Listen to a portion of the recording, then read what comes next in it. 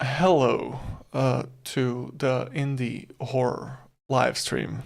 Uh, yeah, I appear to be ready for the Fox Boy. I believe you all are ready for the Fox Boy. I'm pretty sure I'm the 1% who doesn't like the Fox Boy. All of you want the slut. You want the Fox slut. Oh. Anyway, hi. Typical plot. I understand. I understand you not thinking this is a horror game. First of all, it's listed on the website that this is indeed a horror game. Second of all, here's the thing. I don't want to date any of these guys. It's a horror for me. If I don't want to date anybody, but everyone wants to date me, that is in fact psychological horror. So I completely disagree with you that this is not horror. Because it is. It's a personalized hell. For me. Get this. Get this POS dating game out of here. Wow, such a disdain. That's like me. I like it. Well, people do want to see Foxboy, and after we're done with the Foxboy, I have prepared some horror game full of jump scares, creepy crawlies, and meth heads. And demons probably too. I don't know what may be hiding there. One is about trying to sell milk, and the other one is about hold on, I have them over here. Coming soon, Blood Mole and Thunderheads, milk delivery western horror. Who knows where this is going to go? But for now, I know the Foxboy is going to go towards me. Hi there, Zeus. You made it in time, and I made it in time for my despair. Well, continue. Let's hope it didn't save. Oh, I bought water. I bought Resolve. Some of it, at least. I couldn't get a lot of it. So, in the previous episode, we didn't tell the angel dude about our cray-cray hands. We managed to grope the entire scar of the magician, because he let us do it, and the slut boy threw us onto the ground.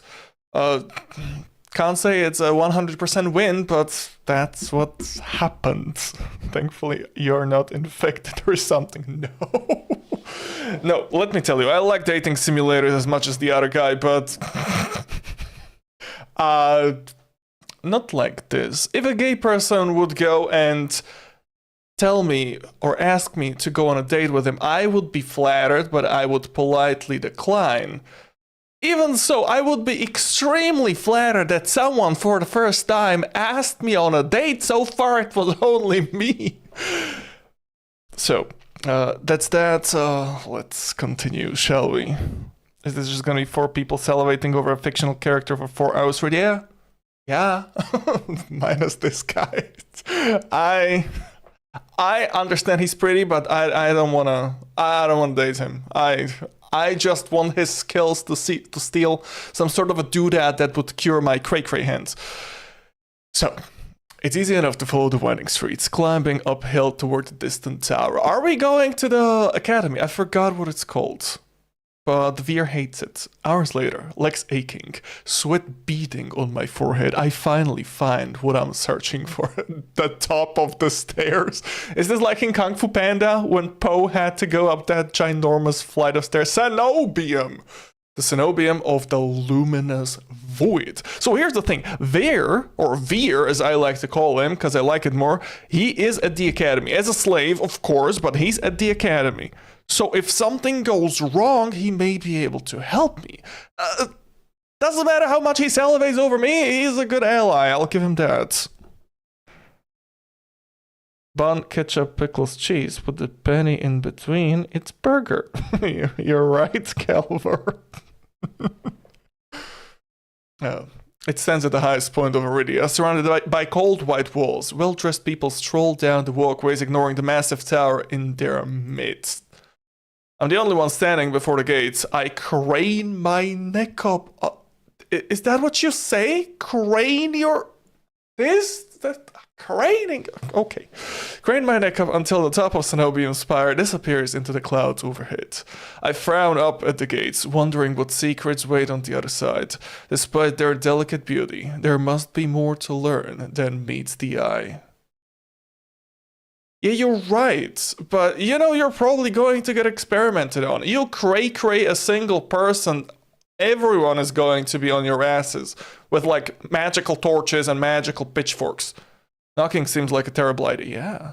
But I don't see any other way of making my presence known. If only you were friends with someone who, could get you inside, but he was on a chain, dragged along by a very, very ugly woman. We haven't seen her face, but I assume she's ugly. She keeps slaves. I'm halfway up the steps when something moves in my peripheral vision. Oh no, another love interest. A shadowy figure crouches beneath one of the white walls. They reach out and tug on a vine, as if testing its strength. Oi, you there! The shadow vanishes as quickly as I spotted it, and a gaunt-faced man in a crisp charcoal uniform marches up the steps towards me. Another tourist. Get out of here at once. Oh, no. Get out of here once you're gawking. I'm sorry, I didn't have my morning coffee. A dismissive wave accompanies his equally dismissive words, and he turns without even waiting for my response. I look back at where I saw the intruder, but there's nothing, just the leaves blowing gently in a cool breeze. We still have 2 love interests to find. This was one of them. This was the most femboy out of all the femboys. Like, I thought he was a woman, but then I realized it's a gay dating simulator. There's no way that could be a woman. I step away from the gates, hopelessness washing over me. Which one is this? Demon or the femboy? Because I don't know what voice to give the femboy. Hello? A whisper goes the back of my ear. Hot and therapeutic. I think my dude is already wet for the femboy. I wouldn't in my wildest dreams call someone's voice syrupy unless, I don't know, they had necrosis of the throat and chunks of it would, flow outside, like in a slurry of pus and bits of the throat. Then it would be syrupy, but oh god. Also, Plum, have you seen the new Make It Rain emo? Yeah, I very much did. I keep up to date with Marvel Rivals, so yeah, I did.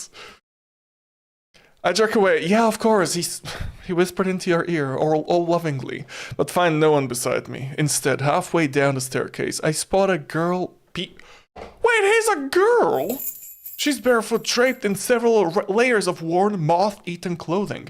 Peculiar metal jewelry hangs across her face and jingles with each slight movement. Her eyes are her most striking feature. They shine a scorching, unnatural crimson. It feels like staring into the sun, and yet I'm strangely captivated by her. She tilts her head, the tinkling of metal riding the wind. Do you need help? Do I? If this is a gay dating simulator, she's probably the love interest, and she doesn't have a sprite so far, so I doubt she is a love interest. Yeah, of course it's not Veer. Of course it's not Veer. If it was Veer, he would purr. We all know he would purr. If it doesn't purr, it's not Veer, it's someone else. I don't know. Do I need help? She has chains on her. Do I need help? I don't. I do. You see, Veer is on my side, right? If I somehow get in trouble on the inside, he will help me. I do. I'm unsure how to respond. Okay, let me spell it out for you. I-D-O. I do. Okay? Okay, got it. Good job. The air is charged with a mysterious energy, as if each of my words is worth its weight in gold. Does she have, truth serum eyes? On the off chance she can help me, I may as well be somewhat truthful. Yeah, I have these cray arms. Every time I touch someone, they go into a murderous rage. I'm pretty sure I had to kill my parents like that. It just manifested, I touched my mother to say goodbye to her, and she tried, gouging my eyes out. So I had to do what I had to do, and that's my sad backstory. I do. But one thing, it is another question. The giggle she makes is a chiming, fluttering sound. What happened? Is it not syrupy enough? You're honest. I like that. She dips into a polite curtsy. My name is Iris. I was like you once, hopeless and alone, until I got experimented on and they cured me. Oh, the cenobium, I love it. The ones in the tower won't help with your pain. I might be able to, though. I try not to dwell on the fact that I'm recognizably desperate. Instead, I focus on her vague offer as I descend the steps. I don't trust her. Folks, I don't trust her. Not because she has red eyes. No, that is one of the pluses. I don't trust her because she doesn't have a sprite. If she doesn't have a sprite, she's not important enough. And if she's not important enough, she wouldn't have enough importance in the story. And if she doesn't have enough importance in the story, well, she probably won't impact anything other than screw me over with someone who has a sprite. So I don't know. You don't know what I'm looking for. You need what anyone needs in this world. A miracle. I can give it to you for 500 euros. Value added tax not included. Iris turns and my thoughts abruptly scatter. Pitted skin snakes down her shoulders, Bloom mentioned, from a gaping hole in the back of her neck. A shuddering breath escapes. She's a leper, isn't she? Yo, Plummy boy, that's not how you talk to ladies, okay? You say, excuse me, not the fuck. Excuse Plummy boy, he's not feeling well today. He's still a bit shook from Veer. Last time, he chucked him on the ground and whispered into his ear that completely messed him up. Well, the fuck? Whatever disease she had consumed her from the inside out. Yucky. How is she able to move or breathe is impossible. She shouldn't be alive, and yet she's a skinwalker. Oh, I would know. I only get a glimpse before she faces me once more, this time looking a bit bashful. I know it's not pretty, but that's not what matters. The sea spring can cure anything. It can cure you too. Her shining eyes flick to my bandaged hands and then up again. So quick I nearly miss it. I stand there wordless, in a twisted miracle, but a miracle nonetheless. Nope, no trusty at all. She extends a hand out to me, her delicate fingers outstretched. I can take you there, if you'd like. You can decide on your own when you see it. Her hand is frail, marred with tiny wounds. Is the epitome of vulnerability, the complete opposite of the cenobium's mocking, impenetrable gates. Doesn't mean you have to kiss her. And if I say no, well, I'm going to pull out a small little knife and make you do it. It's your choice, oh thank God. The truth is, I don't have much of a choice. Yes, you do. Not right now, at least. There you go. I wonder if Iris knows that somehow. If there is any hope of finding a cure, I need to follow every lead, including seeing the sea spring for myself. I don't think so, dude. Yeah, it cured her, but how the hell did it cure her? What's inside of the sea spring? Ancient dragon? Ancient magic? Or maybe some sort of a wizard that just likes collecting curses. But here's the thing, my curse, I believe, has something to do with the fog, which turns people into monsters. One turns things into monsters with yellow eyes. My cray-cray hands have yellow veins. So I'd say yellow and yellow means the same thing, and that's the evil essence. So if my hands are full of evil essence, I may just corrupt the spring, first of all. Second of all, the power may fall into someone else's hands. Bad hands, not good hands. Someone who will use the cray-cray hands, not like me, who keeps them for myself. So I don't think I should do that. Bad idea. Oh, the illusion of choice. I shouldn't have talked to a lady. Oh, everything goes wrong every time I talk to a woman. Now, men, on the other hand, everything goes well when I talk to a man. Last time I talked to a man in-game, everyone went crazy for him, so that's a win. Yeah, take her hand. I cautiously slide my hand into hers, and her hand falls off. I realize midway, well, I got a hand now. I cautiously slide my hand into hers. Her skin is ice cold through my bandages. I don't think you should go with her, man. You're going to get a cuties. We descend from the higher streets, abandoning their gilded decadence as we cross the river. The wet, derelict districts hold more familiarity for me. However, Iris leads me farther still, until I'm met with an all too familiar sight. Oh, you don't trust little girls, especially when they don't have a sprite. If you see someone not having a sprite, you don't trust that shit. I shouldn't have talked to her. Oh, she's gonna drown me. No. Oh no, I have to talk to Koraz again. Oh, maybe he'll touch my hands. Maybe I'll wake up to him strangling me and Koraz dies. Well, Veer would be happy that Koraz is dead, but not sure what his beef is with that guy. The sea spring is straight ahead. Just walk into the water and breathe it in. Yeah. Iridia's outskirts are hardly recognizable in daylight, but venturing beyond city walls is a gamble I wasn't prepared to take so soon. I don't trust her, no. No, I have a feeling she went into the mist and she got half cray-crayed. She's evil. She's not completely crazy, she's just evil. Or I'm not sure how the soulless get created, but what if someone afflicted by the disease of the mist, the soulless hatches inside of them, then it bursts through their skin as some sort of an alien. And her skin is cold. She doesn't have a soul. Cold equals no soul. Or no soul equals ginger, but those are warm last time I checked. She wasn't ginger. She doesn't have a sprite. It would say she's ginger. I shake my head, yeah, thank you, and pull away from Iris. I'm not leaving the city, lady. She circles in front of me with a placating gesture. Don't be scared. I promise you it's alright. I just wanna feed Jimmy. Show you the spring, yeah. You're as safe inside the city as outside of it. And this stretch before you is the safest at all. No. No. She cast a wistful gaze. You're just using the fact I don't know what wistful means. Out over the waist, as if admiring something beyond the vista. You just want to feed a monster. Nope.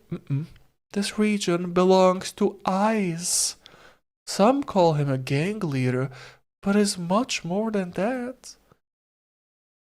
It's difficult to string my thoughts together. Only a fool would leave the city, but a primal instinct tells me that Iris isn't lying.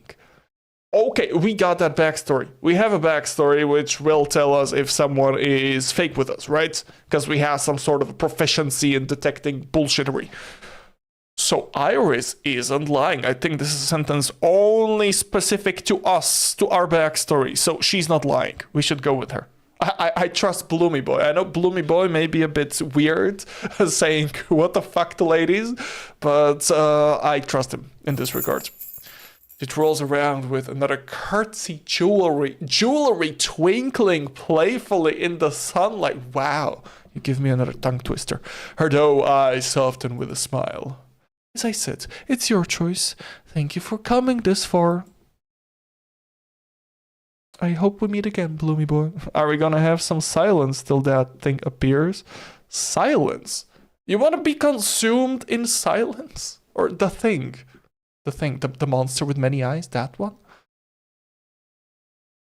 I blink and she's gone. Confusion grips me as I look around searching for any trace of her. Wow. Hallucinations. Ah, so young. But I'm completely alone. With only the vast nothingness of the wastes for the company. Did I just imagine everything? Nope, that whole encounter was real. Yeah, trust in your instincts. Again, that primal instinct insists on it, just like it insisted on Iris's honesty. The sea spring is straight ahead. If it managed to cure Iris, I need to see what it can do for me. Yeah, go. I don't care anymore. Do what you want. I venture forth, nerves and determination roiling together in my chest.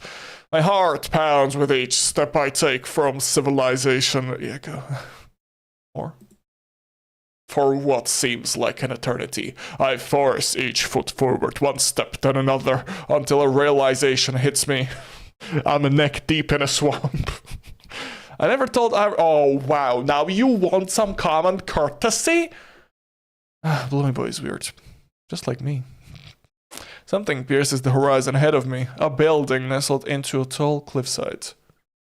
It appears so starkly out of place that it might as well be a hallucination, dripping with extravagance and adorned in honeyed mahogany. It's an ornate jewel of architecture. Dark silhouettes skirt it on both sides. Trees. I think, until I'm close enough to realize that what I mistook for branches were spikes and jutting tendrils. Lily Boy's going into the tentacle territory. No. Your intuition is going to kill us. Soulless. Yeah, several of them watch me in the distance like statues. Yeah. Yeah. Flashes of last night chase. Yeah. The gushes of blood and screams of death. The smell of burning flesh and sour bile. Did it get into your mouth? I can't go through that again. I won't. Exploding into a messy sprint, I push my legs as fast as they'll take me towards the decorated building. The next thing I know, I'm dashing up wooden stairs and crashing through towering double doors. So you're safe. Oh, cool. You know what that reminds me of? Domain expansion. Malevolent kitchen. God damn it. Even the floor is blood. What am I doing here?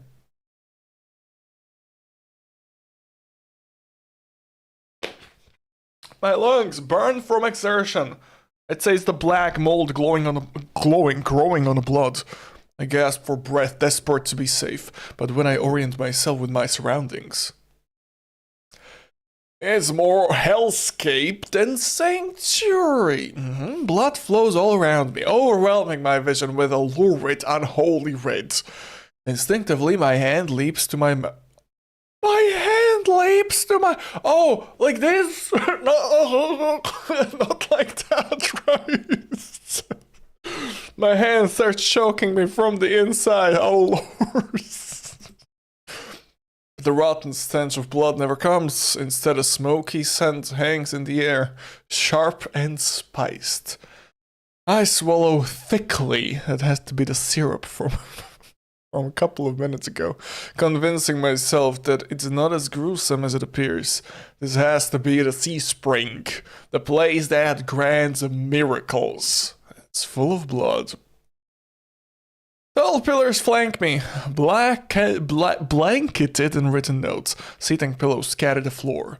A rustic kettle sits nearby. Someone must live here, despite how eerily empty it is. Boy, the person who lives here probably has trench foot. You call it trench foot.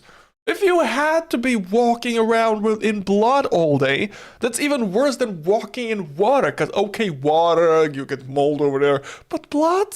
You know how filled with good stuff that mold likes is in there, and bacteria too?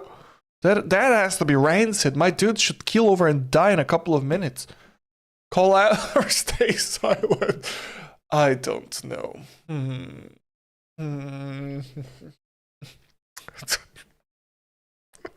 Louis, but I don't want to be here. Get out. Please. Call out. Bad idea. But this is also a bad idea. I don't know. What's better for me? Stay silent? Call out? Well, the lady wasn't lying. We already know that. So scream. Hello? Is anybody here? I bet there's a freak in that place. Yeah, and guess what? Someone over here is going to love him for that. Not me, fortunately. Hopefully. I give it like a 95% chance that I won't like him just because he's a freak. As we're about to see. Yeah, is anyone here? My voice echoes across the cavern without response. I approach the paper-covered pillars. Maybe something here can tell me more. I reach for... Okay. The topmost. The closest one. The bottommost. Why would this be on the bottom? Someone was crawling here, right? The topmost, someone was just tall. I think this is fine. bottommost, yeah. I reach for a note at the lower end. It reads, "They watch me through the mirrors. They won't stop staring. They know what I did, but they won't have me. I'm safe now, I'm safe now, I'm safe now." Yeah, let's go. Let's go now. What? All sleeds bozowa punza hills zopsalupun. Cool. Yeah, he went crazy. What did we learn, Bloomy Boy? We dip now. Please. The writing deteriorates into unintelligible scrawl. He may have just, created a new language. You don't know that. You haven't analyzed it. You just wrote it off as gibberish, and that's your fault. You shouldn't do that. No, you shouldn't. Before I can ponder it further, a sharp chill runs down my spine. Something's watching me. It was a bad idea to scream. I quickly set the note back, my eyes darting around the wooden deck, but it's still empty. Finally! I look towards the sea spring. The stillness hides something deeper. Something wrong just now. Did he just notice just now that something is wrong here? Hey! I spin around and come face to face with a pack of soulless. Well, at least they say hey. They said hey. They chitter and growl, tendrils and spikes flaring threateningly, all different sizes and species, but sharing one identical trait: glowing crimson eyes. The one that attacked me had yellow eyes, and I have yellow cray-cray hands. Huh. I try to back away, but my heel teeters over the sea spring. I'm cornered. Watch your step. It's deeper than it looks. That voice again. At the sound of it, the soulless freeze, their snarls quieting. I search for the voice's source, but I only find a chest, a waxed chest with, I think I see some pecs too. Crotch. Find it above me. Yeah, above me. Thank you, Jesus. Lounging in the rafters. Oh, shit. Should I change his voice? Or should I keep the diva voice for him? No, keep the diva. Keep the diva voice. You look lost, the little sparrow. His gaze is violent crimson, one that sears through me, leaves me feeling raw and exposed. Boy, you're not saying the word raw unless you are, how to say it nicely, head over heels for him. Cut. There's the auto mod has silenced you for that. Yeah. Get. Damn. Well, Plants, that's the freak. Do I like him? I don't know. We have to get to know him better. They're the same eyes I've seen over and over. First with Iris, now with the soulless circling me, all bound by the sea spring's blood red. I don't like this still. Look, he may be handsome, but also I think he is somewhat of a vampire, which turns people into thralls. And I should fuck off? Oh, yeah, I should. This is not normal. Everyone has red eyes and they don't kill me. And the lady too. The poor lady. She may be cured, but what if she's a vampire? She's a vampire, isn't she? She was cold. You ain't turning me into a vampire, demon vampire boy. No, oh, not today. Not today. I think Veer likes his prey warm, not cold, so no thank you. Yeah. In the shroud of darkness behind him, shapes like massive tentacles twist and coil around the wooden beams. Bloomy Boy officially got into a hentai. Wow, what an accomplishment. I can't focus. The soulless growls ring in my ears. They're not advancing, but that could change at any second. Panic rises in my throat as I struggle to track them. Help, did you get summoned here by Zeus? He summoned you, didn't she? Yeah. Hey. Don't eat him, please. Eyes on me. My stomach rolls as I tear my eyes away from the soulless. Don't ignore someone who's talking to you. It's not polite. No, I was playing Hades. This guy looks like he came straight from Hades. Demon dude. For a moment, anger knocks my fear aside. Who is this bastard? Fuck you. Oh god, I just realized those ginormous succulent tentacles behind him. No, we need to go. We need to go. This is not a good place for Bloomy Boy to be. The floor is blood. There's a hot demon in front of me. There are tentacles behind him. And he appears to be brainwashing people. And I am not into that. Thank you very much. I'm distracted. Well, where is Veer? Veer got pulled away by a leash. He's a slave after all. A lady came to pick him up and, pulled him away. And he went. But we're going to see him soon. I'm fairly sure. Fuck you. Yes. I look right into his unnerving eyes and hold his gaze defiantly. Fuck you. Is that better? Huh? A crooked grin cracks across his face. And this is how Bloomy Boy yet again unknowingly seduced another creature by trying to insult them. Cool! We'll work on it. I scan the soulless again. They really aren't attacking and are posturing more than anything else. It's as if they're waiting for commands. Yep, they're brainwashed. Did you tame them? Oh, power of the sea spring, babe. Yeah, they're hungry, so they might bite. You can give me a reason to stop them. How about I didn't do anything wrong? Those don't even look like horns. That's straight up hairstyle.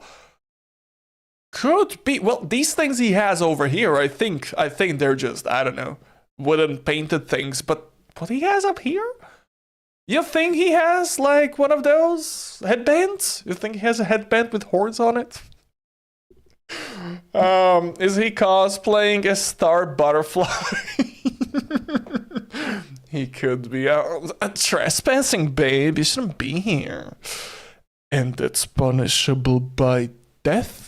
Huh? He gives a non-committal shrug. I don't know. Okay, I'm starting to like him, but he's still brainwashing people, and that's not good. I called out earlier to see if anyone was here. Where we supposed to play hide and seek? I didn't hear you. I was doing my nails. Wait, hold on. No, I wasn't. They're not painted. Unlike Veer's. Wait, are his nails painted? I think they were. I don't know.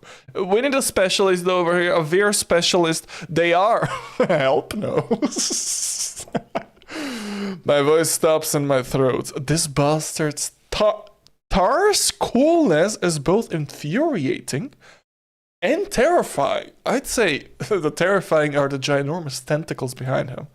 I rack my brain for a way to defuse the situation. Tell me what you want. Tell me what you want. Don't ask him for help. Whatever you do not ask him for help. You're going to get tentacled so hard, well, that's going to be a game over. So we're not doing that. Tell me what you want. Tell me what you want. I'm not in the mood for guessing games. Your hands, sweetheart. I want your hands. Look, I got this fabulous pink hacksaw. Just pull them out and I'll do my thing. Alarm jolts through me. I hide my hands under my cloak. Yeah. I hope you are a very specialist. Show me. Don't be shy. Why? Won't ask twice, just show them. With a sharp exhale, I reluctantly hold out my bandaged hands. Are you getting off on this? Of course I am. I'm wrapped and I want to see more. He rushes to my face. Oh shit, I'm blushing. Oh no. And fire to my tongue. Oh shit, even my tongue is blushing. I should give him a piece of my mind. But not when his soulless are one command away from ripping me to shreds. Also, you're on the ground and he is crouching over you. That's another thing, yeah, so, yeah. Yeah. Yet no matter how much I will myself to move, my body stays frozen in place and stand there for a long, agonizing minute. Helps us, this guy looks like a hit post, racist and homophobic to memes on Twitter. Red post, I think. He does? I don't think he does. I think he looks like some people's wildest dream. I've seen a lot of girls drawing demons like he. So, I don't know. He's hot, I guess. My hands are trembling when I finally raise them. I know the skin beneath the wrappings all too well, the hideous, unnatural flesh I've grown to despise. I grip the edge of the bandages. Stop! Let me do that. With a weary sigh, the man slides off the beam and lands with a thud that shakes the panels underfoot. Imagine the panels breaking. His foot getting jammed in between them. Awkward. Just straight up awkward. Oh my god, he stood up. He's a monster with an imposing figure that towers over me. I couldn't tell how tall he was before, but he's big, illuminated by lantern light. His features are stronger and sharper. Subtle clinks of metal accompany each of his footsteps. The closer he gets to me, the faster my heart hits. I don't know what Bloomy Boy is trying to do. Is he trying to cure himself of his ailment, or is he just trying to salivate over each and every man we encounter? Because so far it's the second option, and I'm not very proud of that. What does he want? Is he going to kill me? Oh yes, please, Daddy. I step backwards anyway. And find nothing to set my foot on. I've forgotten my back was to the C-spring. I fall right before a warm hand catches my lower back. Usually you catch them by, the collar. That's where you catch friends or strangers. Now, if you get caught by your lower back, that is not a stranger or a friend anymore. That's your romantic partner. So he is making advances, because if he wasn't, he would catch me by my collar. He didn't. Fuck you. I'm hovering above the C-spring. The scent of smoke and leather enveloping me. I thought you'd be smelling blood. I think your nose is gone. I don't draw demons like him. Hey, I'm not saying you're guilty of drawing those demons, but I know people who were drawing those demons. Kira. Yeah, there's that.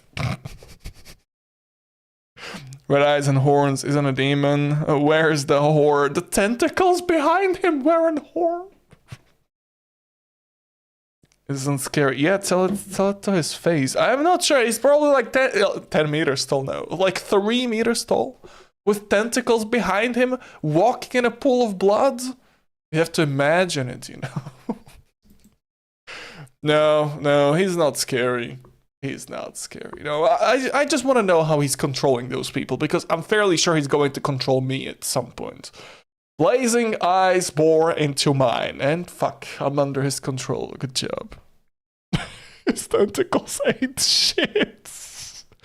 He's not gonna do anything too minor. Trust. He's gonna understand I'm literally neurodivergent and a minor. He feels understanding. Yeah. If he wanted to do me anything bad, he would already, you know, shove me into the spring. Because I think that's where all the evil comes from. Told you to watch your step, babe. Come on, don't be silly. I'm too stunned to muster a response. Oh, he's so hot. Like I weigh nothing, he guides me back to solid ground. Following a subtle gesture from his fingers, the souls around us disperse and relax. The shift in their demeanor is so abrupt, it gives me whiplash. The enormous tentacles are no longer in the rafters, though now I doubt I ever saw them at all. Either way, I let out a breath of relief. Those tentacles were only there to intimidate us. Coolio. Yes, very hotter. I know he is. Even though I don't like him that much, because he purred at me, he is hotter. I can appreciate the hotness of a man. He is hotter. Veer is hotter. This guy is cooler looking, but Veer is hotter. Thanks. As focused on me as he was before, the monster pays no attention to me now. He kicks some seating pillows out of the walkways, checks the contents of the kettle with a scowl.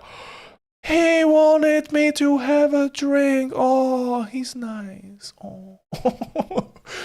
The sudden disregard is almost insulting. So that's it. I'm not a threat anymore. I'm a threat. I'll unwrap my hands. I can show you a threat.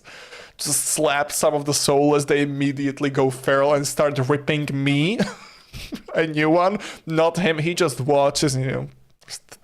What the fuck? I thought he was cool. He's just a dumbass and he walks away. I'll never wear one. Yeah. Then why'd you threaten me with 10-meter long tentacles? People get honest when they're afraid. In other words, he was messing with me. I drag a hand over my face, exhausted by the fact that this is the second time a monster has provoked me today. You are eyes, aren't you? The Pence is asking. Oh my god, he doesn't like me. Either he doesn't like me or this is all an act, and he's very, very edgy. He's the edgelordest edgelords I ever met. One of your friends told me this was your territory. She also said you were a gang leader.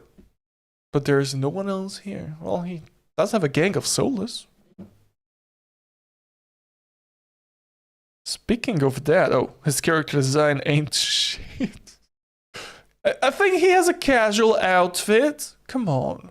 He's comfy. Stop dissing him. Speaking of that, I can't draw creative clothes for shit. The only thing I can draw is t-shirts and suits and dresses, sure, with different designs, but I can't draw anything else because I can't come up with anything else. Not even with Pinterest. There are so many things on Pinterest. Yeah, help doesn't like him. Too bad, I'm sorry, bro. I thought there'd be more people. What did you do? Did you suck them dry, you filthy vampire? Ice picks up the kettle, walks to the edge of the sea spring, and dumps the contents into the endless red. It took a walk. Oh, of course. Yeah, next you're going to tell me half of them went to a farm, right? Yeah, was all the blood on the ground anyway? What's all the letters? Huh? Why does it feel like people go crazy when they stay here? You want to see crazy? You want to see crazy? I'll show you crazy. Yeah, of course. His pleasant smile stretches ear to ear. Yeah, next you're going to tell me his jaw splits open from ear to ear and unravels 3 sets of sharp teeth. Demon, that's what you are, demon. Then in an instant, it drops. I get a sense that I shouldn't ask about that again. The red is the river of Styx from Hades? You think? Why did people go crazy just because, I don't know, they wanted to talk to their relatives, their loved ones, their long-deceased loved ones? And I don't know, they told them some sort of otherworldly secrets which make them go crazy? I was joking. No. Okay. Phew. I only played Titan Quest, and over there the river of Styx is full of souls. It's not red. As far as I know, it's soul colored. And in Titan Quest, souls are cyan colored, so cyan colored. Strange. I've learned to recognize a real leader when I see one. Eyes, regrettably, fits this type perfectly. He knows how to scare people, and he expects submission, but it's uncommon for someone so used to being in power to be so alone.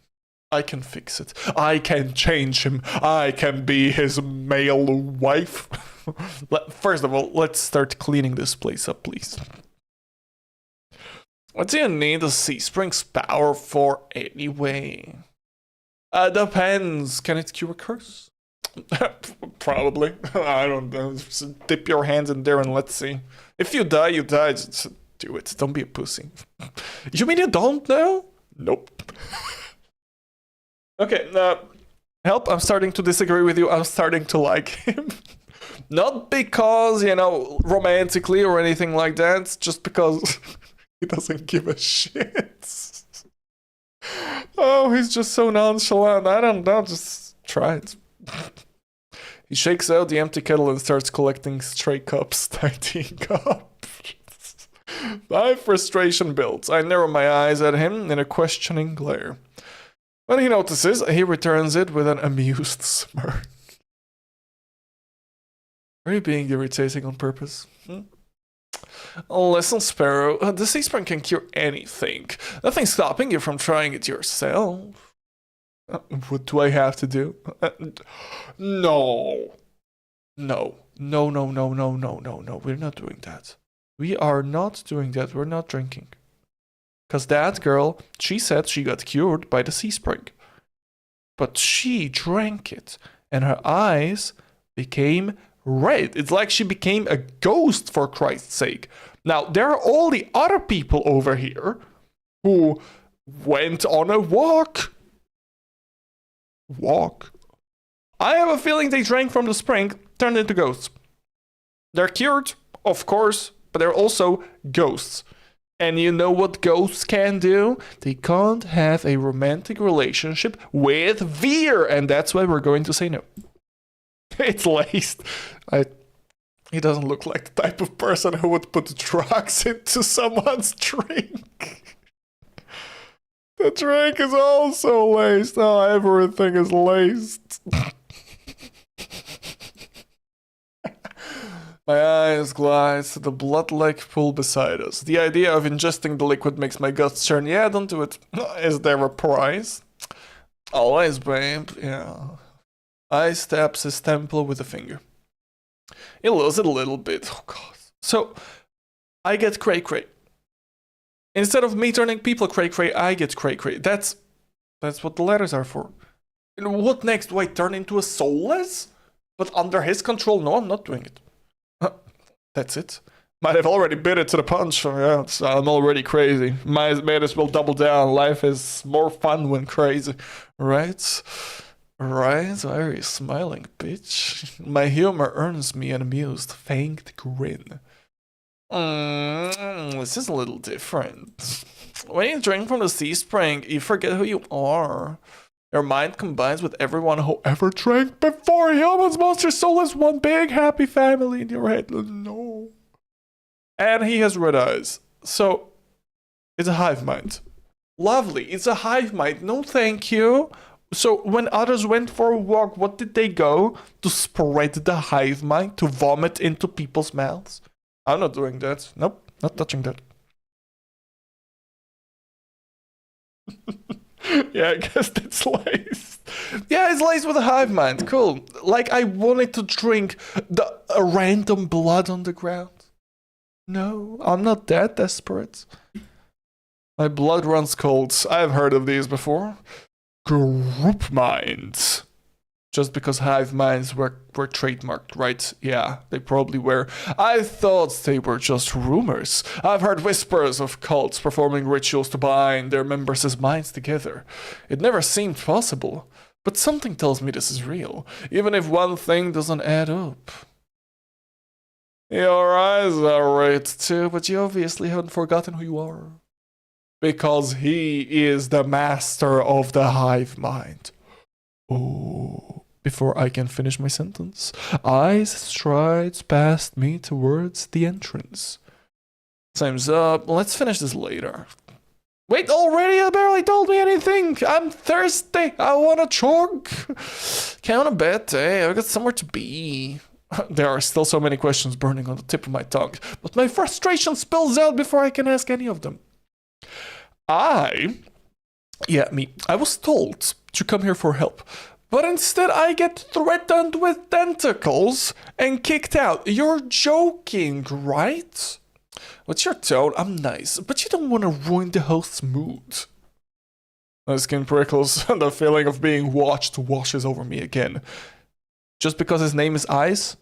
Ice as in ice, but spelled differently. Ice. My eyes, Ice mentioned, darts back over to the sea spring. A lone ripple dances on the quiet surface. I take Ice's advice and clamp my mouth shut. Ice approaches a nearby soulless, a lanky dog-like one with 6 legs and a crown of tendrils. Several sets of red eyes adorn its sides. Its forked tail wags rapidly when Ice squats I need to drink beside it. He runs his fingers through the tendrils, scratches its chin and pats its head. Well, that's nice, but it's one giant hive mind, so you just pet your entire family. I guess that saves time, right?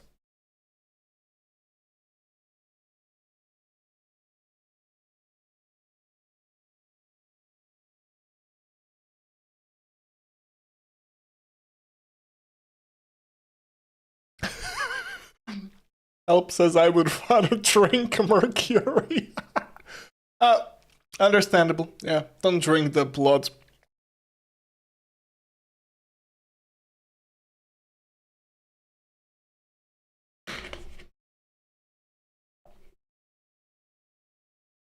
Yeah. So we got kicked out. Too bad. It's not like I wanted to date him anyway. Oh, you came back, you dipshit! A gentle smile plays across Ice's lips. The affection he holds for the soulless is painfully clear. He's into that, isn't he? I need to wash my mouth.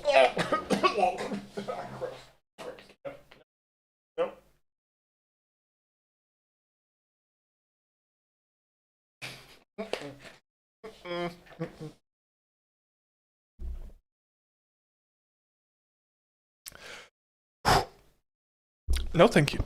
So, if we were to become a part of the hive mind, he would scratch us on the chin too, right? So, no, we're not doing that. I dip my eyes away, my stomach fluttering at the tender sides. It's getting dark out, so this pretty girl will guide you back. Following a short whistle from Ice's lips, it trots over to the entrance obediently. Tail swing! I was the soulless warily. Pretty is not a word I would use to describe it, and the idea of it protecting me sounds absurd. No shit. If I decide to drink, how do I find you? And I don't mean drink as in alcohol, I mean drink as in your liquids. Your hive mind liquids. Find someone with eyes like mine, they'll point you in the right direction. Yeah, that stupid girl! So, wait, that stupid girl was a part of the hive mind too. But if she was part of the hive mind, and he is the master of the hive mind, clearly, that must mean he sent the girl after us, or at least he set the girl to find someone with problems that he could exploit. Fuck you, demon boy. I'm going to go back to the city. Think it over. Once you drink, you can't go back. There's a lot to process, but I give a small nod. At least I know I have another option for a cure that's not a cure. As disturbing as it may be, that's not a cure. I follow the soulless at a measured distance and watch it nudge the giant doors open with ease. When I'm about to cross the threshold, I sneak one last glance behind me. My heart skips when I meet Ice's eyes. I'm about to snap my head away, but he just flashes me an easy smile. You that going to, you know, make me like you? Smile? I can do that too. I can do that too. Yeah, you're not the only one with a pretty smile. Pretty boy. So no, I'm not coming back. I'm not drinking your liquids, and I'll just go to the wet wick and drink some normal liquids, not laced with a hive mind. Thank you.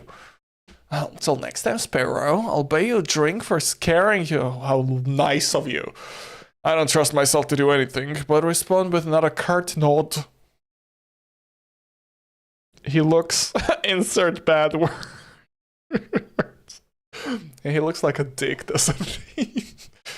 Outside, more crimson-eyed, soulless cuddleabouts. It's hard to believe it's the same threatening pack from before. They chase each other in circles, roll around in the bog's moss. Hold up, I guess when you have a hive mind, you would allocate a couple of bodies to, you know, have fun. Doesn't matter how adorable this is, I'm not drinking. No, we're not drinking. We will come to watch, because this is clearly adorable, but just watch, don't lick. No lickies. I've never known soulless to play, let alone keep company with each other. They're usually territorial and hostile. Yeah, I'd say he has about 50 children in that hive mind, so yeah, no lick. Part of me is almost happy for them. Being alone in this world is a fate I wouldn't wish on my worst enemy, and somehow the sea spring has given them a family. But now's not a time to be envious of bloodthirsty creatures. The soulless pay no attention to me as the dog-like one escorts me away.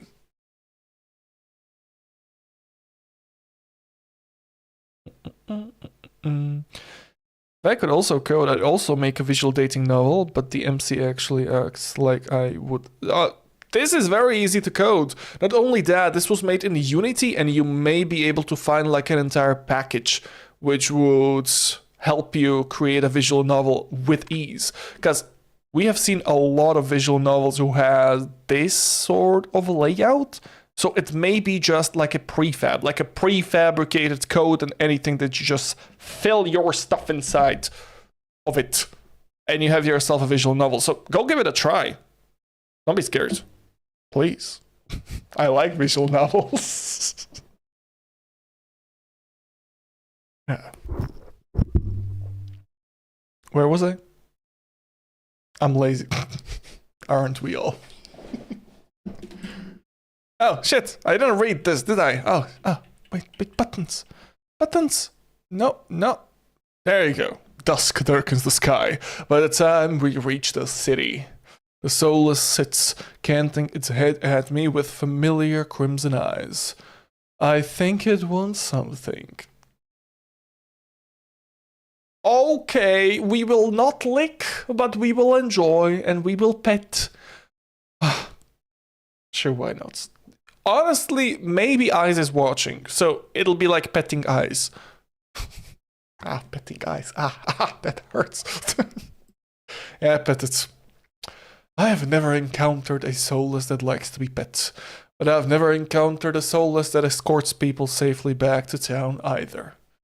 I slowly reach out to the soulless, letting it sniff my closed fist so I don't start late. But it just headbutts my knuckles, impatient and demanding.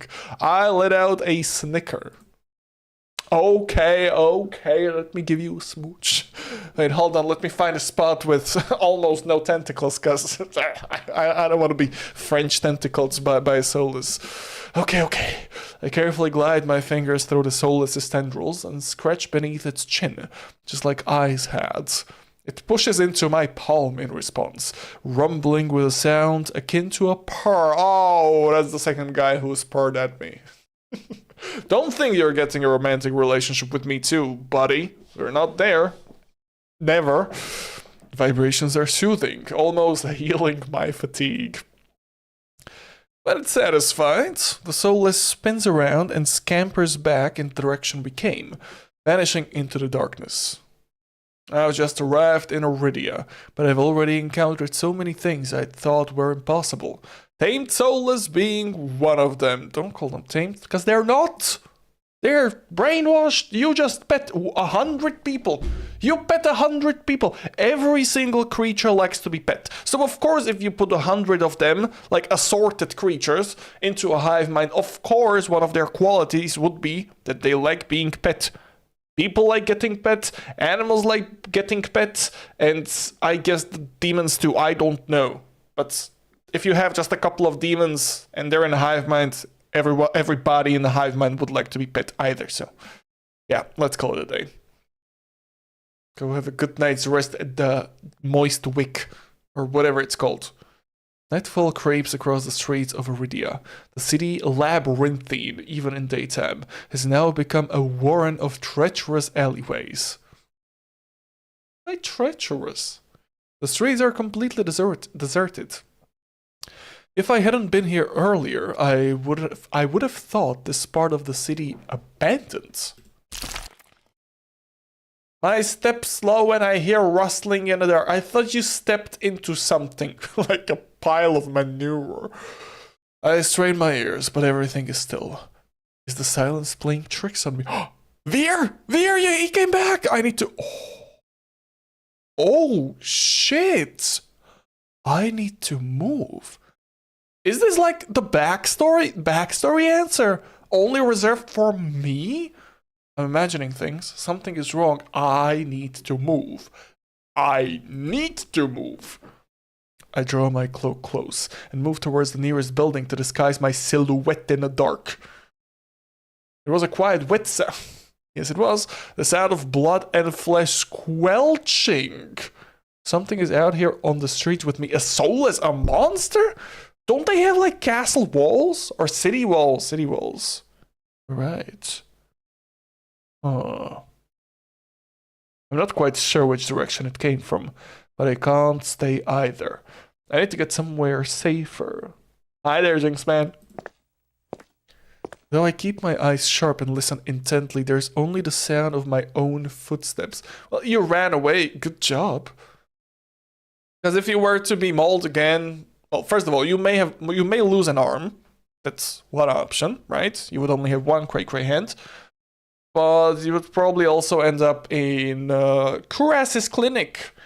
And I'm not sure you want to do that, because Veer doesn't like Kuraz, and Veer is gonna be angry. We don't want Veer to be angry at us, do we? I know what I heard. As the moments pass and nothing happens, I only grow more tense. I turn to the next corner, and my thoughts come screaming to a halt. My head spins, the world blurring as adrenaline rushes through my veins. Only one thing is clear amidst the haze. Come on! Wait! Is he here? Or is this just my imagination? The soulless that attacked the caravan. Oh, it's here! It's following me! Did you touch it with your crazy hands? Or if my theory is correct, and my crazy hands are linked to the fog, which turns people into soulless, they would be able to track me down. Because, you know, they think I'm its mother or something. I don't know. I have the same power as the fog. Yeah, it's crouched over a dark, indistinct shape. A body. A garland of intestines spill from pallid flesh. Blood grouts the cobblestones. Holding my breath, I take a step backwards. When the wet, slurping sounds don't abate, I take another, then another.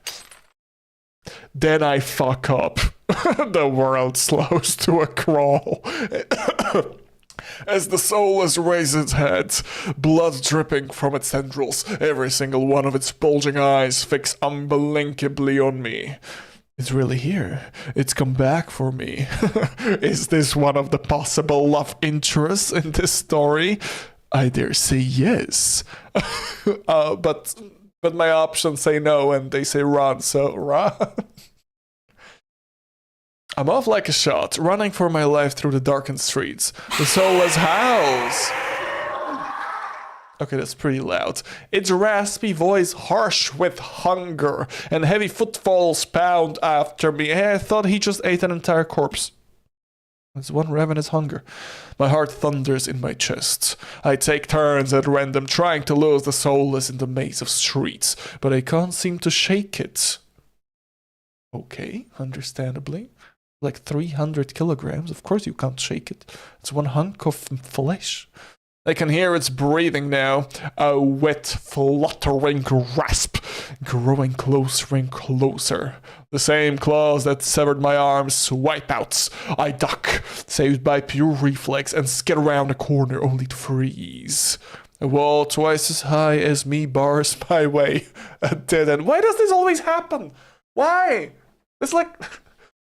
What? I understand Truck-kun being one of the characters, you know, in pop culture where it runs over a person and isekais them. Got it. But we're not talking about the character called a wall. No, hold on. I can think of something better. An inconvenient wall too tall to scale. Yeah, that one. You've seen it. You've seen it in many forms of media. Just a random hole. Wall. Sorry, I'm still a bit confused. Wall. Why is that not a character? That always comes. Sometimes. During chase scenes. This was a chase scene. And it came. So I don't know. I really don't know. Yeah, behind me the soulless looms. He knows it has one. It knows it's going to get himself another meal. It's enormous, taking up nearly the entire width of the alleyway. Its long, claw-tipped limbs give it an advantage of reach. Hold on. Fight back? With the what? Crazy hands? No, he would just kill me even more ravenously. Crazy hands can't save me here. Try to escape, fight back. I'm not stupid, try to escape.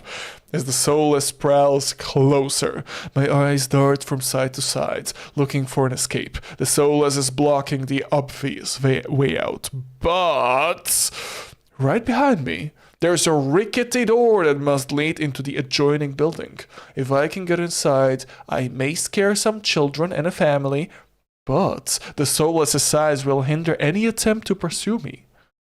I whirl, grabbing at the handle. It turns completely, the hinges creaking as I push, and I feel the flash of hope before a weight hits the door from the other side and slams it shut. Yes! I get to keep both of my crazy hands.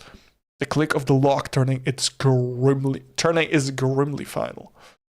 In this wretched world, few people will stick their neck out to help their own flesh and blood, never mind a stranger. The soulless gives a rasping his oh boo-hoo. Go find a hobo to eat. You wanted to eat me? Me, a special guy with both hands filled with a crazy curse? No, you're not getting a special meal like me. Go have something from the dumpster. I'm sure there's someone there. You can probably find a dead cat in there. Go, have a meal. Is the only warning I get before it lunges for me with a flash of claws. I hurl myself to the sides, but the slick cobblestones betray me. Oh shit. I fall sprawling over the rough stone. As the soulless looms over me, I scramble away from it until my back hits the wall. There is nowhere left to go. It descends on me for the kill. But then another love interest saves me again.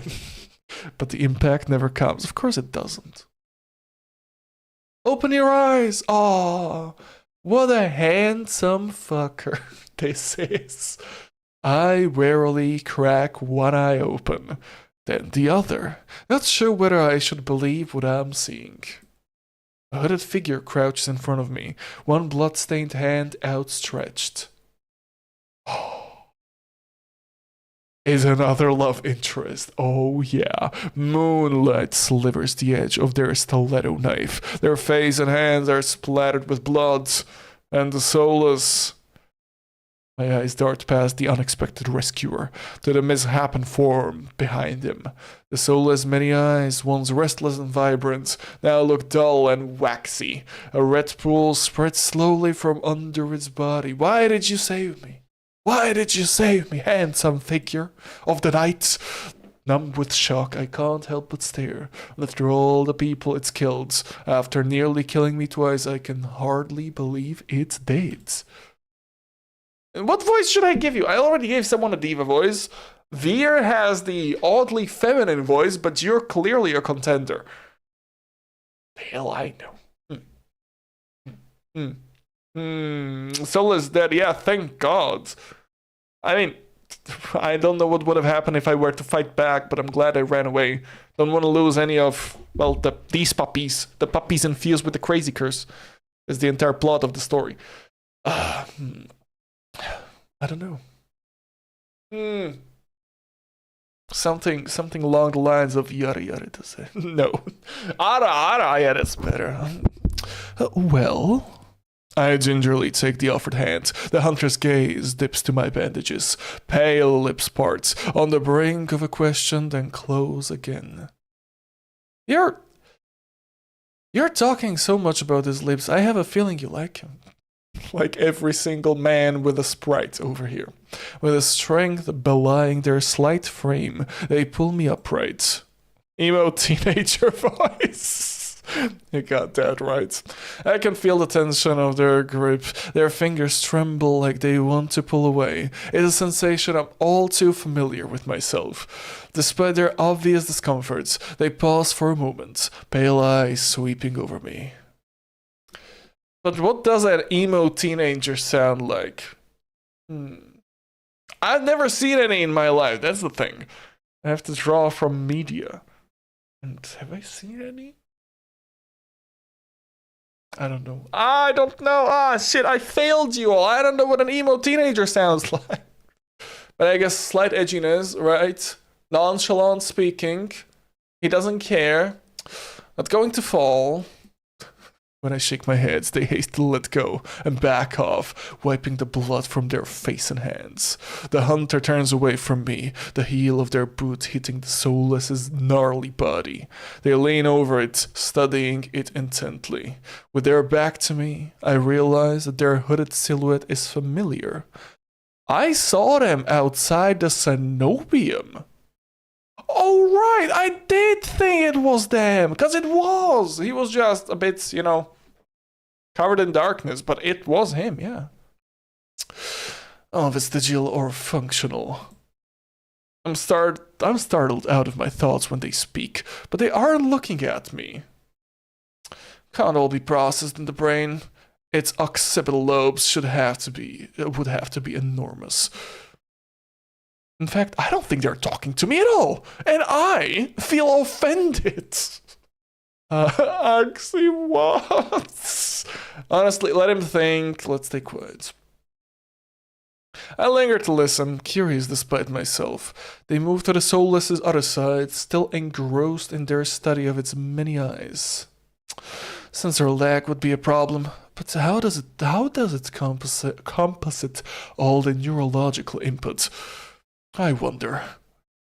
Now they caught sight of me in their peripheral vision. I'm starting to talk with professional lingo too, or maybe they heard me shift slightly.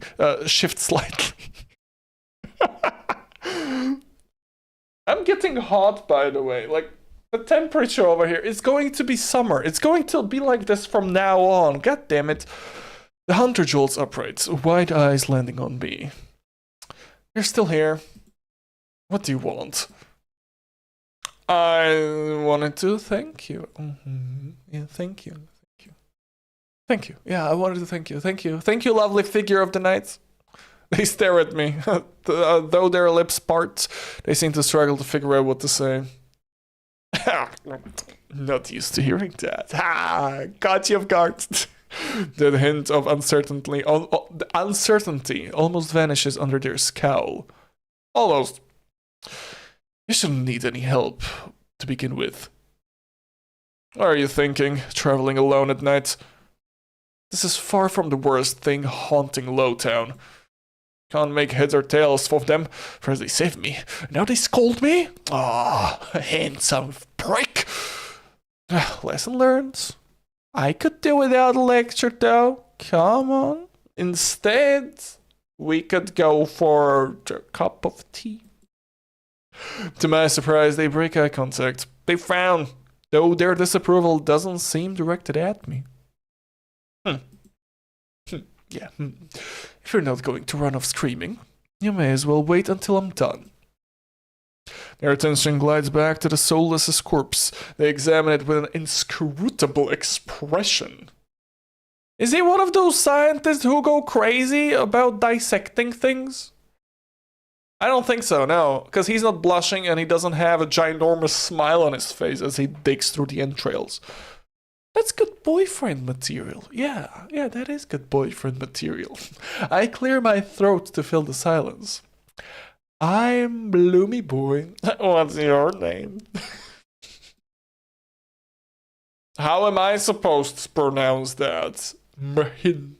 Mahin. Mahin? Mahin. Min. Min. Mahin. Is the H silent? Or is it not? Min. Min. Min. Mahin? I don't know which one I like better. Min. I'll call you Min, because you're small. Yeah. Suddenly, Min tenses. Their blade flashes as they drive it into the back of the Soulless's neck. The Soulless thrashes once, letting out a rattling hiss as the air leaves its lungs. Min, celery, leans on the blade, driving it deeper and deeper, until there's a sickening crunch and the creature goes limp. Are you kidding me? He was alive all this time? I thought you killed him. Oh god, he likes playing with his prey. And here I thought Veer would be playing with me, and I would be his prey. Well, maybe later. My heart thuds in my chest. It must have been clinging to life by a thread. Min straightens up, withdrawing their blade in a single smooth motion. Better to put the wretched things like this out of their misery. They calmly clean the blood from their blades. I swallow, my eyes still glued to the cooling corpse. I thought you would be glued to this pretty face. No? Your heart belongs to Veer? Okay, then. Okay. You're poison. Are you some kind of scientist? I don't know. I don't think we should ask him that. Why is a Soulless inside a city? Let's investigate with him. The best way to get into another person's heart is to share their interests. And this answer is sharing of his interests. Why is a Soulless inside a city? Give me that sweet, sexy knowledge. Min looks at me, eyes searching before realization dawns. They're new here. There's no walls around the city. Soulless can come and go as they please, until someone is contracted to stop them. The Cenobian patrols don't bother to protect Lowtown. Not anymore. Let me guess, you're not a fan of the Cenobian. I wouldn't go that far. Either way, it looks like I owe you. So, drink. Min brow abruptly furrows. Okay, now just leave, he doesn't like you already. They sheath their knife, motioning for me to We scored another one, folks. It's not safe here. The vultures can smell death. I'm not quite sure what they mean, but I don't want to stay lost in the city or get eaten by the vultures. I trail behind them as they stride down the street. If it's so dangerous, then why are you helping me? I came for the bounty on that Soulless, and you were in the way. Not killing you isn't the same as helping you. Don't count on being so lucky again, or you'll be dead by sunrise. Their answer is staggeringly harsh. Yeah, you want this, folks? You want this? Is this boyfriend material? I think he has a soft core, you know, he's like a jawbreaker with a jelly feeling. We need to first grab a hammer to smash, then... Don't say that.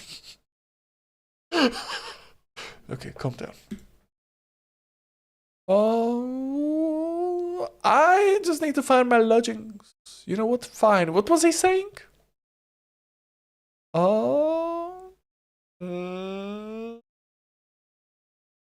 I just need to find my lodgings, yeah. Because then he knows where I live. And he can come visit me once he mellows out. Yes! I hold my hands up, trying to forestall any more snippy comments. Alright, I get it. I'd love to get out of your way, but I'm sort of lost. I just need directions back to my lodgings. Their brow froze slightly. They opened their mouths, and for a moment I could swear they look regretful. Oh, we're getting to the soft center! They sigh and shake their head, and there it goes. The barriers are up again. It's dangerous at this hour. I'll take you to wherever you're staying. I wasn't expecting to get directions, given their attitudes. When they realize I'm staring, they look away with a huff. It'll be faster, that's all. I have a room at the Whitwick. At the name, a man's face falls.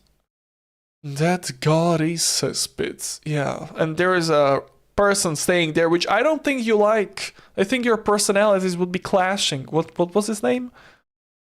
Yeah, I don't even know what his name is, but I touched him. I touched him all over his arm, you know, all the way from down here to up here. Yeah, yeah. Who's jelly? You're jelly. I can see it all over your face. You're very, very jelly. Yeah, bro, we'd be exploring in the horror games today. Hey, we just ran away from a soulless. We were almost killed if I didn't decide to run away. Huh? That's horror. Horror, okay? Very horror. Much scary. So far, we have been running away from all sorts of monsters. We encountered 10-meter-long tentacles, a demon boy playing around with a hive mind. The soulless tried killing us. We have crazy hands. There's so much horror here I can't even count. And so far I counted 4. And now what is this? That is a moment of respite. Yeah, with a person we just encountered on the streets. Conversation is a part of daily life, and so far, I don't know, daily life is kind of scary, you know? Social interaction, taxes, meth heads, worrying about not tagging your ticket when you're going into public transport. You know, you forget it, then you have to pay a hefty fine. And that's scary. Hefty fines are scary. So, yeah, scary. Horror. Anyway, I'm right, so let's continue. It's full of drunks and idiots.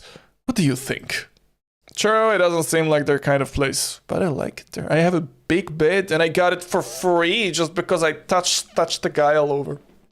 Win-win. Well, that's where I'm staying. We're taking back your offer, huh? Pussy. Is pussy. Sorry, I have something in my legs. Pussy. Yeah. Man exhales sharply and shakes their head. This way. He's a good boy. I like him already. Min's route is completely different from my slow early morning meandering. Their steps are swift and sure, even though all the streets blur together in the dark. You know the city pretty well. I grew up here. I think that's the first thing they told me voluntarily since we met. The soft center! I can see it! Was it always like this? Min's gaze wanders, dragging along the dingy buildings. I struggle to decipher their expression. Regret. This is the second time you deciphered regret.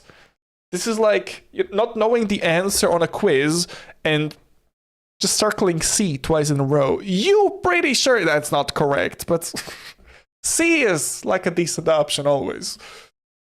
No, Iridia was never perfect, but it used to be a place worth living in. I can't make heads or tails of Min's answer. Iridia is the last bastion of humanity in this wasteland. Where else is worth living? The Whitwick is not much further now. In no time at all, the shadowy alleys of Lowtown give way to bright lit avenues and crowds of lively people. Hey, there it is, Whitwick. Or this one? Or that one? Whitwick backgrounds, we're here. It's as if half the city was poured into the Amaryllis districts. A marvelous district's colorful streets, laughter, clinking glasses, and music assault my ears from every direction. Yet most of the noise comes from the wet wick. Its doors hang wide open. Bright lanterns frame a tall and familiar figure. Oh shit! Oh no, it's him! Oh, come on! Oh shit, he's big! Jesus Christ! Or, wait, no, maybe he's just small. Yeah, Min is small. Min is mini. Koraz is towering, ginormous, handsome. What sort of... Wait. Bloomy boy. And Min, I see. It's hard to say which of us is more surprised. You know each other. Is there more than friendship between you two? Please say no. Min is a freelancer who has done a few errands for me. They're quite reliable. Though I can't say I remember you ever escorting travelers. Bloomy boy nearly walked into the jaws of a soulless. I thought bringing him here would be less trouble. If you're staying here, I take it Leander, that's his name. Leander was able to help you. As it happens, I was also headed in that direction. Shall we? It's a date. Yeah. Is Min coming with us? Yes, let's go. 1, 2, 3, 4. No. Let's be decent. This is a horror game. Yes, horror. Fine. He still owes me for yesterday's work. Min drags their feet, reluctantly trailing me into the tavern. Poor dude.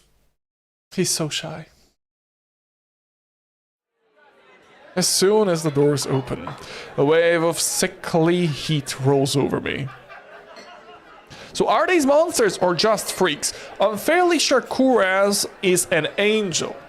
Because we saw it on the itch.io page that he is an angel. Not sure what's going on with Leander. I can touch him all over and he doesn't go crazy. But so far every single person I touch tries to kill me because they go insane. When it comes to Veer, he's a monster alright, and everybody goes insanely crazy over him. Except for me, I'm still clinging to my last strings of humanity. Who else did we see? The demon with tentacles, need I say more? And the shy boy. So far the shy boy is the most normal. Yeah. That's that. Hey, come on. In the hours since I left, the wick has grown suffocatingly crowded. Kuraz stands a head taller than most. Yeah, you never went crazy. You're correct, but Zayers, Squar, Help, Sus? Sus wanted a furry. I told him before I started playing this game, there is going to be a furry, and when we were trying to pick out our backstory, one was kinda about getting an advantage over ghosts, one had an advantage over beasts, and one had an advantage over wizards. And everyone unanimously said beasts. So we went with that, and that's why Veer is everybody's favorite, because they were waiting for the furries since I started playing. Thankfully, I didn't make the damn channel. Yeah, don't worry. I'm sane up here. 50-50. But when it comes to Veer, I'm pretty sane. Even though the poll has fallen in their favor. It was rigged. It was completely rigged. Don't worry, no Veer channel. Ever. If they want to talk about Veer, they have... biology? I guess? No, not biology. Art. Art is for every sort of expressions. Kuraz stands a head taller than the most. Even so, I nearly lose sight of him amid the sea of swarming bodies. Pardon me. As if on cue, the crowd parts. Kuraz glances over his shoulder at Min and me before gliding through. How can anyone breathe in here? Don't be such sulky, man, woman. Woman, I don't know. I don't know. Min. Sulking Min. Yeah, Min. That dude is Min. Dude slash gal is Min. They're Min. Min. Min follows at a clipped pace. Ah, there he is. The dude I touched all over his left arm. Yeah, left arm. Behind the bar, Leander holds a pair of shot glasses brimming with luminous green liquid. Okay. Oh. And now for the finishing touch. A flash of magic paints the glasses white with frost. You'll never guess what's in there. LSD. Yeah, I knew it all. I knew it. He slides the glasses across the counter, and I get my third and fourth shocks of the evening in rapid succession. What is he doing here? Hey, I know I scratched you on the chin through that soulless, but that was not an invitation for you to track me down. You know what we call that? We call that stalker. Stalker. That's who you are. Stalker. Why is I here? Yeah, exactly my words. What is this guy doing here? Eyes leans against the bar, an elbow propped up on the counter. He catches the glasses and lifts one to the light before turning it upside down. The contents magically congealed. Stay firmly in place. Magically congealed. Is he practicing Hamon from JoJo's Bizarre Adventure? Because over there, water stayed magically congealed. You're supposed to make drinks, pretty boys. Don't tell me you wasted already. Beer is here! Yes! Call the entire server, beer is here. Not Verte, oh god. Veer, perched on the counter beside Ice, looks at the shot glass and shakes his head. What have we here? A bucket full of boogers. Leander's nose treasure. You've eaten worse. Come on. Veer's lips twitch and his ears flatten when offered a glass. Ice snickers. Oh, coward. Don't tell me you're actually... In one fluid motion, Ice throws his head back and downs a shot. Drinking that. He drank that alright?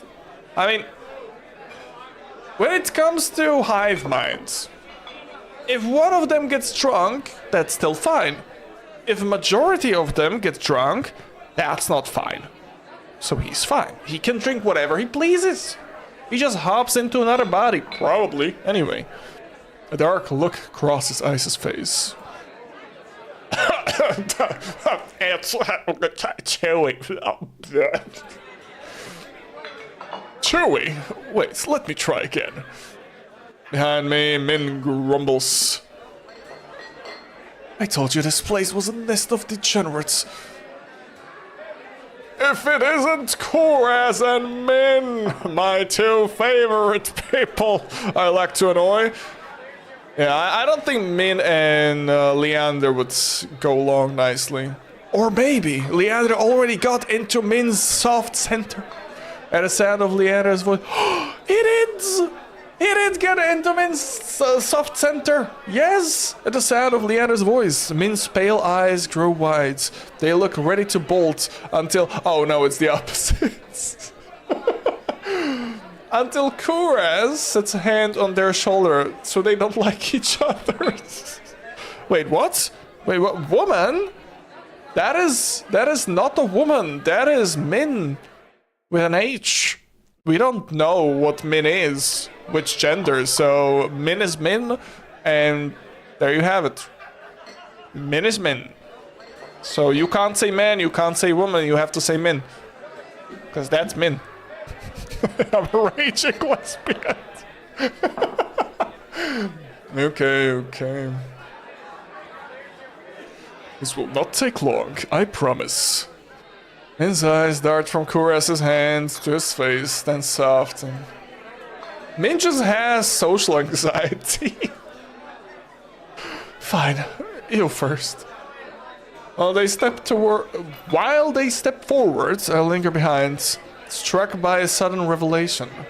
All of the people I've met today know each other. Good evening. No. Good evening, Leander. Ice. Another drinking competition, I presume. Oh god. Oh god. Is it evening already? Just a friendly rivalry, Doctor. No need to be alarmed. Kuraz acknowledges Leander and Ice with a slight nod, ignoring Veer entirely. Not that Veer seems to mind. Yeah, this is a phase of a person who does indeed mind. Also, where is his master? I guess you could call them. I wanted to say caretaker, but no, he takes care of himself. That's just his master. He tilts his head, lips curving into an impish smile when he spots Min brooding behind Kuraz. I almost didn't see you there, Min. Looking for your booster seat? Min pushes their hood back and levels Veer with a cool look. I thought pets weren't allowed in here. Veer's eyes narrow. Drama! Woo! I'm just watching. I'm not even talking. Do I even have a drink? What am I doing here? I'm just leeching off of their social interactions. Wow, they're all friends. At the first sign of an impending fight, Leander vaults over the counter. Let's try to keep the peace. It's not every day the esteemed doctor takes us up on a drink.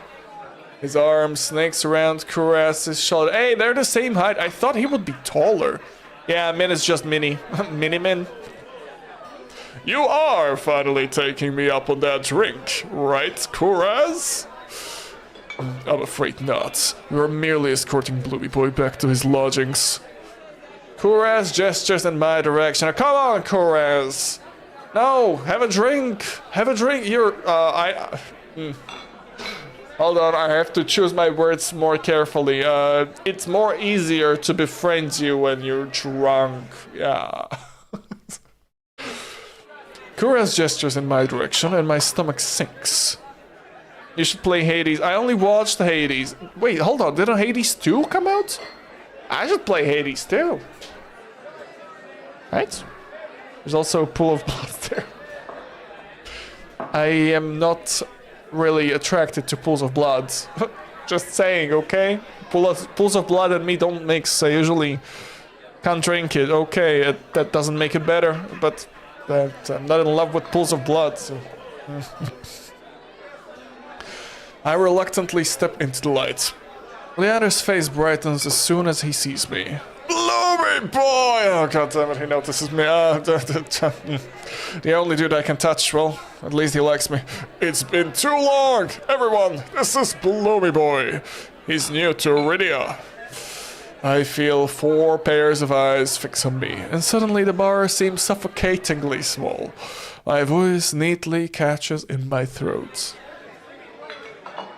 Hold on, wait, hi again? Or we've already met? Of course we already met. Wait, are you trying to... With who? We already met. I met with everybody here. Actually, I've already met everyone. I insulted Ice to oblivion, but I saw his tentacles, so we could say we're sorta intimate, right? He wouldn't show those to anybody. He says he was trying to intimidate me, but don't trust those lies. Now this guy, he sort of smiled at me. The rest was regrets, but I take that as a win. And as for him, he rescued me, so I kind of owe him. So yeah, I know everyone. Oh, and Veer, yeah, he kind of fell on me, so... Yeah, we're past that. We're past knowing each other. We know each other. You've met! Oh shit. They're all here! I feel so left out right now. None of those are looking at me. Oh, screw you! Eyes and Veer regard me with subtly amused expressions. we did. Not that long ago either. To think with cross paths once again. It must be fate. I roll my eyes. Severe looks far too pleased with himself. That's good. That's very good. I like this. Oh god. He has an extremely feminine figure. No wonder. Who was it? Zers? No wonder Zers put a female symbol next to him. Yeah, holy shit.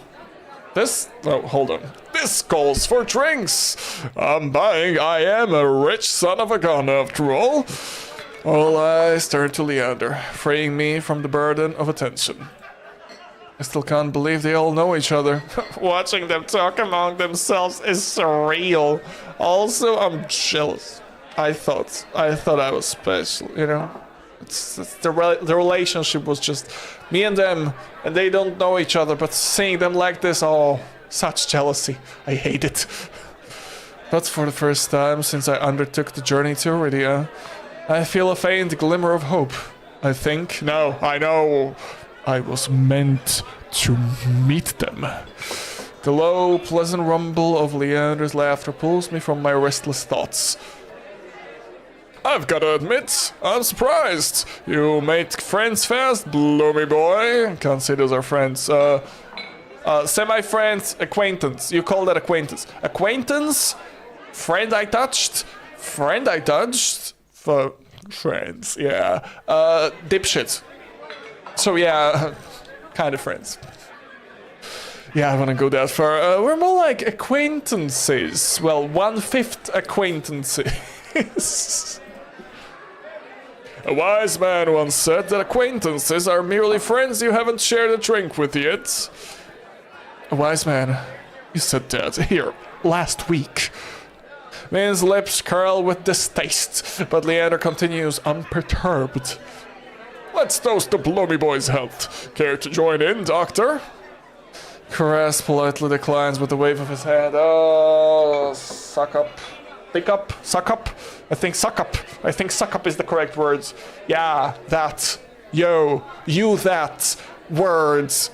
English. Yeah, you. The therapist would have a field day if it became his patient. Yeah. Nah, this is a gold mine, pretty much. How about you, Min? No. Are you? No. A resounding pop pierces the din of the bar. We all turn to find the bartender pouring champagne from an old bottle. Its label worn black. Oh, that's the good stuff. He hands the drink to. Oh no, he gonna drink it all. Don't give it to him. Give it to the non-drinker. The non-drinker will take care of it. When did they start serving champagne here? Pierre pauses to lick the foam from his fingers with a coy smile. Yeah, he's gonna check that. You don't mind, do you? In a blink, the concern of Leander's face vanishes. No, be my guest. While chuckling, Leander shoots the bartender a questioning look. Completely disinterested in his company, I scans his head at me with a light smile. How about you, Sparrow? I did say I'd buy you a drink. Is it going to be laced with mind goblin blood? Huh? No! My treat. Eyes regards Leander over the rim of his glass. In the dim light, the glint in his eyes looks downright dangerous. Hey, men, you don't have to fight over me. You can both buy me a drink. In fact, you can all buy me a drink. Yeah, you can. There's nothing stopping you. Yeah. What'll it be, bloomy boy? I'll take that. Wait, that drink? Wait, no, that's Isis. That drink, this one. I'll take that drink. Yeah, I'll take you up on that drink, as long as it's not one of those green shots. Yeah, he knows what it wants not to die. Don't knock them till you've tried them. They taste better than they look. Somehow I doubt that, but I hold my tongue. Yeah. Min and Koraz drift towards one end of the bar. Both seem eager to leave at a moment's notice, and neither has Sorry. Surprise burp. And neither has ordered anything. Ice and Veer linger, several glasses stand empty between them, and the two show no signs of slowing down. Oh no! Oh shit! Well... Aw. I know you guys are gonna crucify me if I choose this. So I can't choose that if I know what's good for me. But... the sweet center. I have to let it go. I have to let it go, because Veer is here. Cancels out with eyes, of course, but then Leander is here. Let's stay with Ice and Veer. They're probably going to help me out more when it comes to curing my cray-cray hands, so yeah, Ice and Veer. Ice's eyes meet mine in a flash of red. He gives a smile that's too wide to be reassuring. Don't worry, Leander's more likely to slip poison into my drink than yours. Well, at least he's completely honest with that. Excuse me, yeah, what? He considered his cup a tumbler of amber-colored whiskey. Which one is this? Leander's tried to kill me a dozen times by now. It's always a gamble.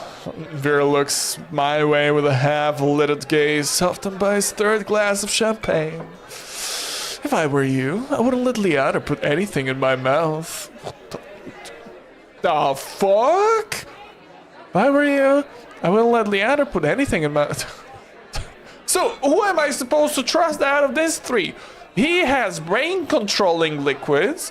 He slips poison into people's drinks regularly. And he probably also. But more like LSD and, I don't know, anesthetics. The hell I know. He just wants to have fun. He just wants to have fun. And he also. I don't know. He grins, revealing the sharp white tips of his fangs. The Whitwick is one of Iridia's finest drinking establishments. Allow us to treat you to the best this city has to offer. May I interest you in the signature watered-down drink, or perhaps some stale nut leather? Nut leather? How about no? He gestures at a chipped ceramic bowl filled with spindly speckled jerky that I can only assume is nut leather. Oh, nut leather as in chopped up nuts and dried. What is with the food in this city? My words exactly. This place is as foul as you say. How come it's completely packed? It's not all bad. Depending on the day, the food's edible. Ice takes a measured sip of his drink. Gotta stick around for the real attractions, though. Before I can respond, Leander returns with a tumbler and sets it in front of me. A strip of orange peel bobs in a pool of thin red alcohol. I sniff the drink. To my relief, all I smell is the sweet scent of poison, with an undercurrent of more poison.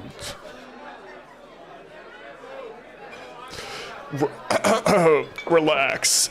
It's just the local specialty, pomegranate wine. Although, if you're feeling more adventurous, we have the green stuff. Jingle, jingle. I shake my head. Leander raps his knuckles against the bar until the group falls silent. Alright everyone, let's toast. May Bloomy Boy's stay in Iridia be full of bright adventures and discoveries. Cheers! Leander, Ice, and Veer raise their glasses in unison. Min only crosses their arms, and Kuraz watches with polite indifference. I tip my drink back. The wine is eye-wateringly strong. Despite a sharp, bitter edge, it goes down smoothly. You're just trying to make me drunk, aren't you? Yeah. One sip softens the edges of my wisdom. The next fades the dim of the crowded bar into a low, persistent murder. Just how badly can you take alcohol? Bloomy Boy, you shouldn't even touch that thing. I find myself unwinding for what feels like the first time in years. Just don't unwind those bandages. Just let me show you a magic trick. Unwinds the bandages, slaps someone with the cray-cray hands. And they start, I don't know, ripping people's faces like chimpanzees. Yeah, don't do that, please, Bloomy Boy. Aren't you the popular one, Bloomy Boy? You must have met Kuras first. Yeah, he reattached my arm. He touched them first, and I'm still weirded out by that. How are you still fine? It would be more accurate to say that I found him. Yeah, he saved my life, bro. I wouldn't be here without this man right here. This over-decorated golden man. Yeah. I merely performed my duty as a doctor. Although I admit I was confused when I woke up naked. Yeah, don't look at me like that when I'm saying it. That's a no-no. No. Leander makes a choked noise. Somewhere behind him, mid-size. Oh, he's listening to us. This is not what you think. Don't He was doing procedures on me. Yeah. Bloomy Boy was in grave condition. I could hardly treat such injuries through tattered clothes. Yeah, also he gave me clothes. That's also not good, is it? Caress is my sugar daddy, I'll say it bluntly. The silence that follows stretches uncomfortably long. I look away, unable to face Caress's disappointment, and catch Veer snickering behind his hand. What's he doing?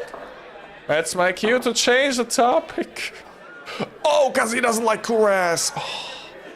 Caress isn't the only one who saved me today. Yeah, the Demon Boy, yeah. Oh, Min too, Min too. Demon Boy, wait, Demon Boy threatened me.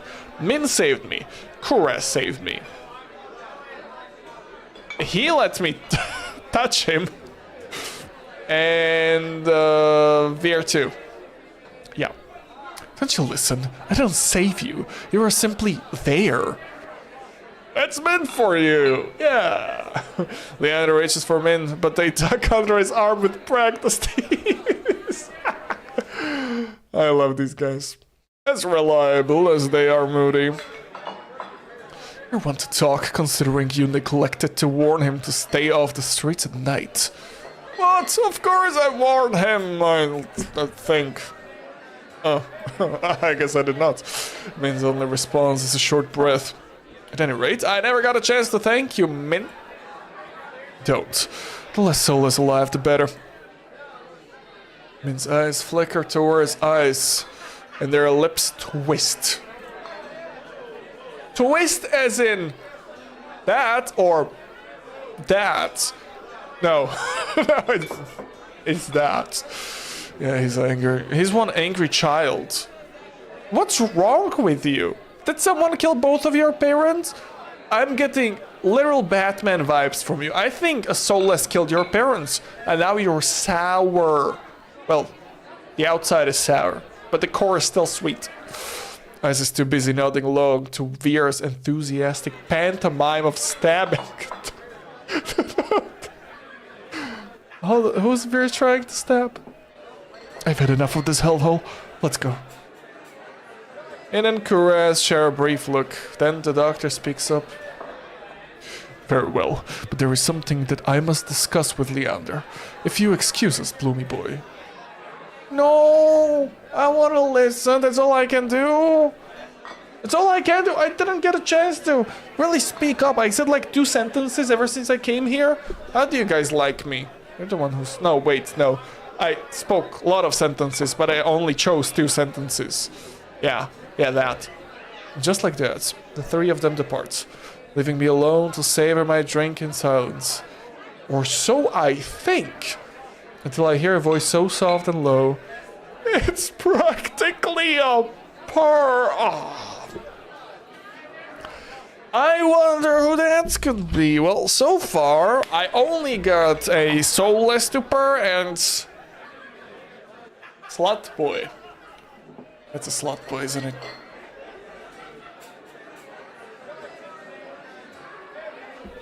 Of course, it's the bloody slut boy.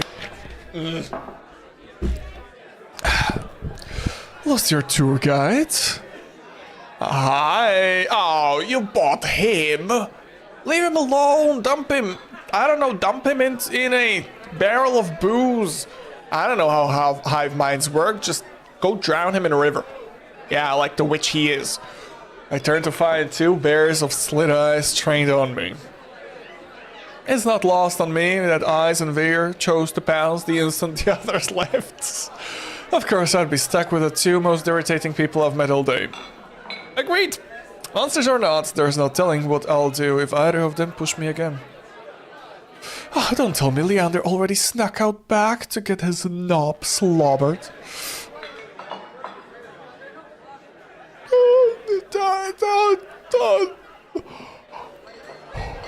What?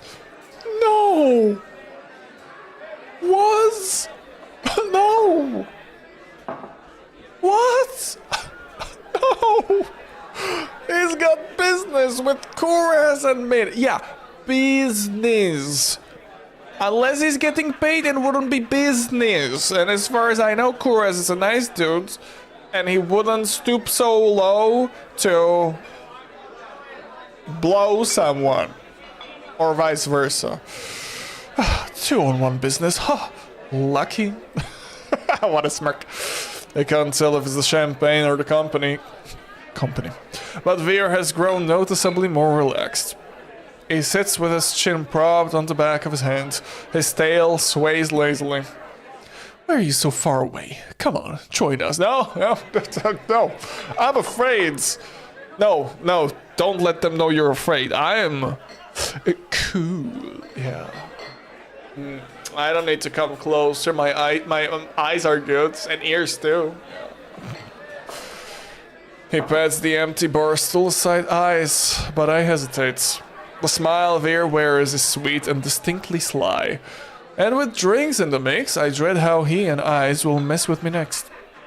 We don't bite. I'm not so sure about that. He already tried to rob me, and you threatened me. Me? Steal? You must be mistaken. Huh? You sure it was me, sweetheart? Yes, it was you. And then you had the gall to kick me out so you could go drinking. Oh, right, that's why he kicked me out, because he wanted to go drink, because he's here. Oh, I didn't connect the dots. That dipshit. Well, I didn't want to stay there anyway, but he didn't know that. What lovely characters we're meeting today. Eyes gives another one of his shrugs. Well, that gave me a reason to come looking. Miss me already? I just stare at him flatly, unimpressed by his deflection. Yeah, bitch, you think? Veer suddenly leans towards me, gossamer sleeves pulling where he rests his elbows on his knees. Ice sets his hand on Veer's waist, narrowly preventing him from tipping off the counter. I'm afraid we got off on the wrong foot. How about we start fresh, huh? Begin with proper introductions and whatnot. I'll start. The name's Veer. I'm a soulless hunter of no small renown. Veer's hand flutters to his chest, and he bows his head, flinching when a hair falls over his eyes. Eyes doesn't say anything, so I suppose it's my turn now. You already know my name. No, let's play along. It's Bloomy Boy. And I have crazy hands. Every person I touch goes into a murderous rage. Funny, isn't it? Yeah, I think I killed my parents like that. Veer considers me for a long moment, his tail idly swaying behind him. Then he knocks back the rest of his champagne. It's a pleasure to formally meet you, Bloomy Boy. He says my name slowly and deliberately, savoring every syllable. A tingle jumps down my spine, and I quickly turn my gaze away. Yeah. A shiver went down your spine, just like when you were fighting saints. I smirks at my reaction. It's something funny. Bitch boy? Yeah, he's a slut boy, you're a bitch boy. You just got yourself a nickname. Huh? No, nope. I open my mouth and close it just as quickly when they want me to react, goading me into another ridiculous game. While their sharp cat-like eyes keep me on edge. Something about this tension is fun. It must be the wine. Yeah, you're right, you've been drinking. A flash of white over Ice's shoulder catches my eye. Across the bar, Kuraz heads for the door. I don't see Leander or Min. But it feels wrong to let the doctor leave without saying goodbye. I'll be back. You guys don't have orgies. No. Big no. I know you will. I know you will. Knowing you will. But don't. Please. Get a room. Vera grins and waves at me as I leave. I slip through the crowds, careful not to touch anyone. But just as I'm nearing Kuraz... What? Wait. Did I trip over him? I stagger, shoulder checked by a man with a neck twice as wide as his head. Bro, that's called cancer. He stares down at me, nostrils flaring. Out of my way, shit stain. My words spill out on their own. Watch it, bitch. I regret them as soon as they leave my mouth. That fucking wine. The lowlife wheels around, shoving an adder out of the way so he can close in on me. Whoops. What did you say? He shoves me backwards, sending me stumbling to the sticky... It's sticky. I'm fine, but my heart leaped into my throat when I see him bearing down on me. You trying to start something here? The lowlife freezes, his fist cocked back. A group of adders circle him, sizing him up. For what feels like an agonizingly long time, the lowlife looks from me to the adders. Finally, he sniffs and spits on the floor next to me. The wad narrowly misses my cheek. Screw it! Too many freaks in this circus tonight. He turns his back on me and comes face to face with eyes. Okay, now this can go many ways. First of all, he may get tentacled to death. Second of all, he may just get straight up punched. Third of all, he will get turned into one of the, hive minds. He gives the lowlife a dangerous smile. Yeah, hive minds. You'll do. What happens next is a blur. Ice's fist catches into the man's jaw, causing a frenzy of gasps, shouts, and even cheers. Yeah, the cheers were probably from me. I scramble to my feet as the frantic crowd swarms around me. Through the ruckus, I hear Leander shouting. Take it outside, Eyes! Everyone, drinks are on me!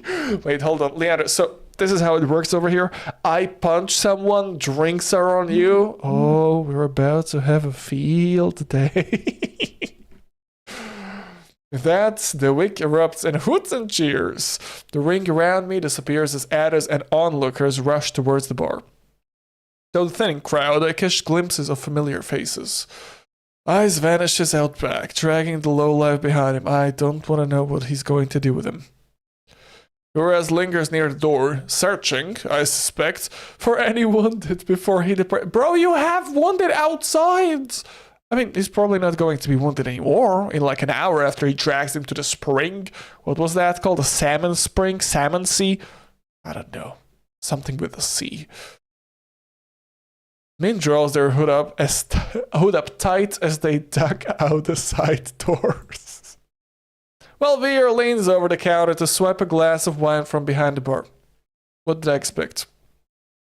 And Leander, seated at the opposite end of the bar, gestures dramatically and apologetically at the bartender. In a heartbeat, I realize that there's no telling when or if I'll see any of them ever again. You will! They're not going to die anytime soon. Whoever I pursue may be the last person I get to speak to tonight. I follow all shit nuggets. Uh-oh. So... for me, it's between Veer and Leander. Leander because I can touch him. He clearly knows something about, curses. And Veer is a swiper. If I'll figure out what can remove my curse, he can swipe it for me. He'll probably tease me first, but then put it into my pocket as a present. Like, oh no, I'm sorry, I couldn't find it. Silly me, I couldn't obtain it. I'm sorry. You can punish me if you want. And I'll be like, you're kidding me? No, no, I'm not going to punish you, bitch. Stay out of my sight. Oh, you silly bloomy boy. Check your pocket, and I'll put my hand into my pocket and pull out the, well, not something indecent, the thing I was looking for. So I would go for Veer. Veer. And you guys want Veer too, so Veer it is then. Of all the people I've met, only one left me with more questions than answers. And also, alright, he's slaving away in the Cenobium. So he's probably encountered some artifacts he can probably swipe. Veer knows more than he's letting on. I'm certain of it. Still, a lingering doubt looms heavy over my decision. Can I really trust someone who lies so readily? Yeah. You have to, bitch. You have crazy hands. Returning to the bar is slow work with a heavy crowd vying for drinks. One thing I know about Veer is that he's not going to sell me to the Cenobium, because he experienced it firsthand. He doesn't like Cenobium, and he doesn't like, for whatever reason, Leander? No. Kuraz. He doesn't like Kuraz, for whatever reason. Maybe because he's so goody good shoes. Something like that. So he doesn't want to associate with him. They were having fun tonight? So the hell I know. When I find Veer, he's leaning against the counter, elbows propped on the edge and a wine glass raised to his lips. I catch myself staring, and judging by the looks I see thrown his way, I'm not the only one. Yet there is a clear ring around Veer no one else seems bold enough to cross. I didn't think you planned on sticking around. That's such a lie. That's a bold-faced lie. You know he would stick around to steal. One ear perks up at the sound of my approach. A free drink's a free drink, even if it tastes like stale rat piss. Didn't you say I wouldn't be caught dead slumming in this shithole? Veer takes a delicate sip from his glass, but his tail thrashes below the bar. You've caught me red-handed. He peers at me over the rim of his glass. In the low light, his eyes glitter jeweler bright with amusement. However will you... I knew it! You would ask for punishment, you slut boy! I was onto something. I just said it a couple of minutes ago. He would ask to be punished. Of course he would. I have him read like a book. That's why I know he's my best chances of curing my cray-cray hands. Or he's just going to steal them away from me at some point, you know? Just... and off they go. I probably give me some prosthetics. He's good enough to give me prosthetics after cutting off my hands, but oh dear, I knew it. Also, I need to take a piss, so be right back. For now, I'll leave it over here on this frame. Yeah, just take it in what Veer actually is, and that I had him read like a book all this bloody time. Let me just do this.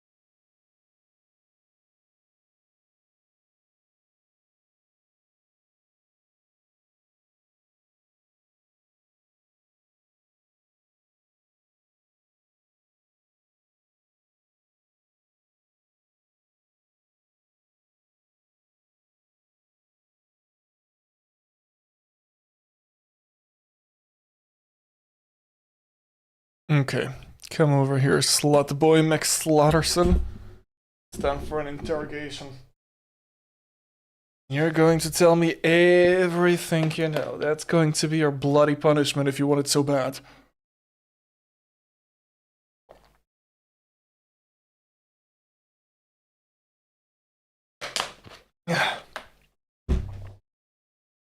Let's do this. I figured my company's punishment enough for you. Okay, that's a good comeback. His lips twitch, and he smiles despite himself. I saw your little run-in with that gibbering imbecile. Quite a show. A muscle in my jaw flexes. Did you enjoy watching? I much prefer to be an active participant, but eyes intervened before I could. I can't tell if he's disappointed because he didn't get to save me or simply because he missed out on a fight. 50-50. Best of both worlds. Next time I get jumped, I'll be sure it happens near you. Yeah. Veer laughs softly under his breath. He rests his glass on the counter with a sharp clink. I did warn you, didn't I? He moves closer and I tense, my heart leaping in anticipation.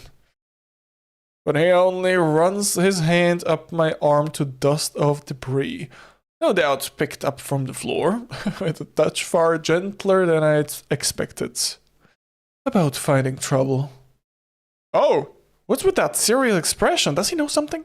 He murmurs under his breath while his fingers rub small circles into my shoulder. I whisper for fear of what my voice might do if I speak up. Probably crack. I can take care of myself. It comes out sharper than I intended. Veer lets me go with a sigh. That's good. So, did you come here for praise, or will a head pat suffice? What about the real explanations instead of vague ramblings about moths and fire? Veer's You pissed off the cat. You could buy me a drink before insulting me. After the way you pounced on me, if anyone's owed a drink, it's me. Veer falls so uncharacteristically quiet. For a moment, I fear I've actually crossed the line. Then he props his chin on his wrist. I don't think you understand how things work around here. Information is a luxury, one you flung carelessly aside. If you valued my words, you'd have taken me seriously. Valued? I barely understood what you meant. Yeah, I don't know what we're talking about right now. I gave you free advice, warned you of the danger you were in, and still you went prancing off to the sea spring. Small wonder the soulless didn't tear you to ribbons. My first impulse is to argue, so that's what he's bummed about. That he could have lost me. Oh, Kitty! But what he said doesn't sit well with me. How does he know what happened to me? How do you know what? Did he follow me? Did he follow me? He followed me. Right? Right? Right? How'd you know where I went? How'd you know where I went? Huh? Huh? Certainly I wasn't being followed when I left. I have a very sensitive nose, remember? Right, how could I forget? Do you normally greet people by shoving their nose into their laps like an overeager dog? For a heartbeat, Ferris' eyes grow, oh shit, grow wide and flat. Then he laughs under his breath. Only the ones I like. He trades his empty wine glass for the long-abandoned tumbler sweating on the counter beside him. I see the audience. Some lumps of ice bob in the watery dregs of whiskey. The truth is, I despise most people. His eyes flicker over my shoulder and thin when Leander's boisterous laughter erupts from the other side of the bar. Yeah, what about me, slut boy? He looks me over with an agonizingly slow gaze. Finally, his lips quirk. You've piqued my curiosity. He does start the right thing until his eyes slide away and he turns back towards the bar. I've got no idea how I'm supposed to hold a conversation, much less get answers. Bro, you're not going to get any answers from him. He just wants to play with you. And when he gets bored, maybe then he'll get answers. Hell, I know. I know Veer wouldn't make this easy for me, not when he clearly enjoys playing games. Yeah, are you going to tell me anything? Or are you having too much fun? Huh? He lets out a short breath. This isn't a game for me. A lie. I'm close enough to catch the subtle bristling on his tail. If anyone's fooling around, it's you. People like us can't help but attract danger. Yet you seek it out, and for what? Cheap thrills. I wasn't trying to get eaten by soulless. Hey, it's not my fetish, okay? There's something I'm looking for. And you think Min can help you? Leander, are you really willing to risk your life with those idiots? What life? You've got no idea what I've gone through, or... Forget it. Yeah, you don't know anything about my crazy hands. You don't know how many people I crazed over. I start to rise, but something flicks against my ankle. Veer's tail. It's little more than a brush, but enough to give me a pause. His eyes, softer than before, search mine. He couldn't even begin to understand you, but I could. What? Understand? You mean you can sniff the type of curse I have in my hands? Like, he knew that they were cursed. He knew immediately. Yeah, Bloom, I don't think all of them were being crazy over him right now. Yeah, he left the frame for a couple of minutes and there they went. Hold on. Let me check the server.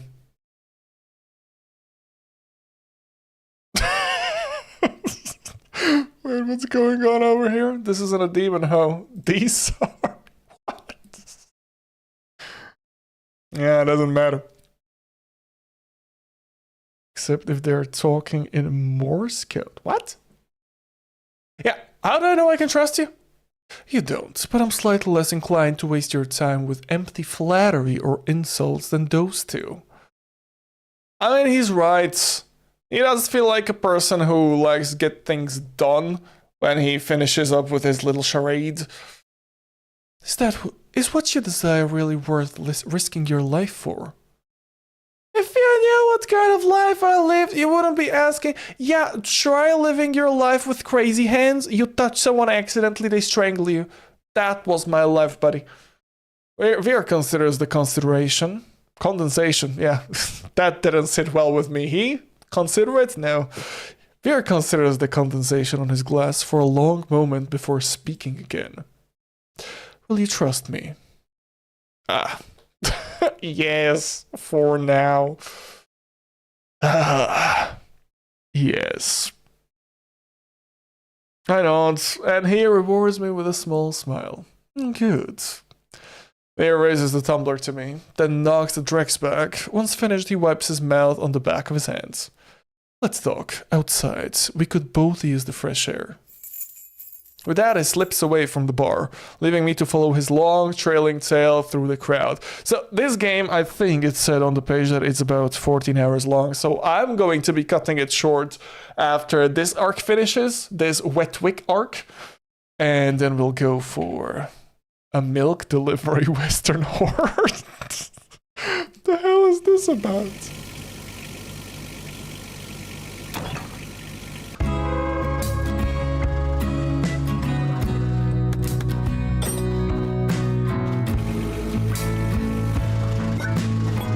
How is this a horror? What will I be chased by? Children? Trying to steal my milk?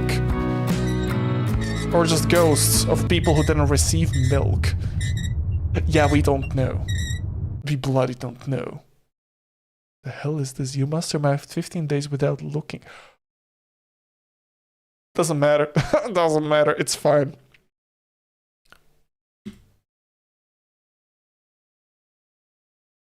It's so cold the breeze cuts clean through my bandages, numbing my fingertips, but if the chill bothers Veer, he doesn't show it. He lopes purposefully down the street into an alley. As far from the wick, the bar's racket is little more than an indistinct hum. The street is silent in the dead of night. Did Veer want privacy? Or no witnesses? He knows you have a room over here, so if he wanted to kill you, he'd do it outside. Oh, shit. You had questions. Ask. His breath mists in the cold moonlight. His shadow stretches unnaturally long over the cobblestone street. Yeah, we know how hard you are about Veer. Quickly, I got a show to attend. Heavenly Lutis, as I'm sure I've mentioned. Wait, what? He plays a lute? He looks down his nose at me, effortlessly imperious. For a heartbeat, I'm reminded of the stark want that gleamed in his eyes when he touched me. If he weren't so pretty, I'd walk away. But I need answers. I can't think of a better way than starting with the people I met earlier. If Veer doesn't prove trustworthy... trustworthy! You're not thrusting anything in me, sunshine. Trustworthy. Maybe one of them will. First, I ask about... Okay. Shit. Well, we know he likes eyes. For, I don't know, maybe just because he's sort of a trickster himself. Leander. Why does he hate Leander? No, why does he hate Kuras? Oh, shit.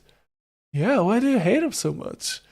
I wanted to ask you about I regret speaking as soon as I start.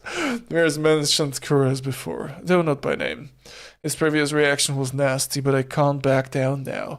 Not with Veer eyeing me suspiciously. He about to stab me, disembowel me. About... The doctor, Kuras. My ten's ready for a blowback, but Veer only shrugs. Bit of a bore if you ask me, but he's popular enough. You know, on account of his massive heart. He winks as though the stress he placed on heart wasn't already suggestive. There's always a line wrapped around the block for his services. People can't seem to get enough of his special medicine. Probably because he doesn't charge anything. The hell? Veer's tail gives an impatient twitch. Or they're eager for a little mouth-to-mouth with their pelvic examination. You get what I... Holy shit! I thought he was an angel. You sure he's an angel? I don't think he's an angel. No, angels don't do that. Angels don't give devilish blowjobs. Oh, do you mean that? Or are you just making fun of him? When I grimace, Veer grins wolfishly at me. There's clearly no point in asking him anything else about Kuras. Okay, well, let's go Leander. What do you think about Leander? I don't. An unusually curt answer for Veer. I don't buy it. So you're not very fond of him. I wouldn't spit on Leander if he were on fire. Veer shudders. Oh no, I'd enjoyed it far too much. To call Leander trash would be an insult to manure. He's a pathetic, slimy, little man-child in big shiny shoes. I've seen moths rotting in gutters with more dignity. I don't even know how to respond to that. He's just mouthing him as much as he can. Poor Leander. Why does he hate him so much? Leander feels like... I don't know. Leander feels like he knows shit, but he half-asses things. Kind of like me sometimes. Like, he's trying to help you, but in the end, he gets all like confuddled drinking and doesn't do shit. He has his little band of adders, Adderstone, Adder something. I don't know. People like him. Maybe because he does magic tricks and buys them drinks. I guess that. Huh. Hell, I know. Okay. Well, eyes.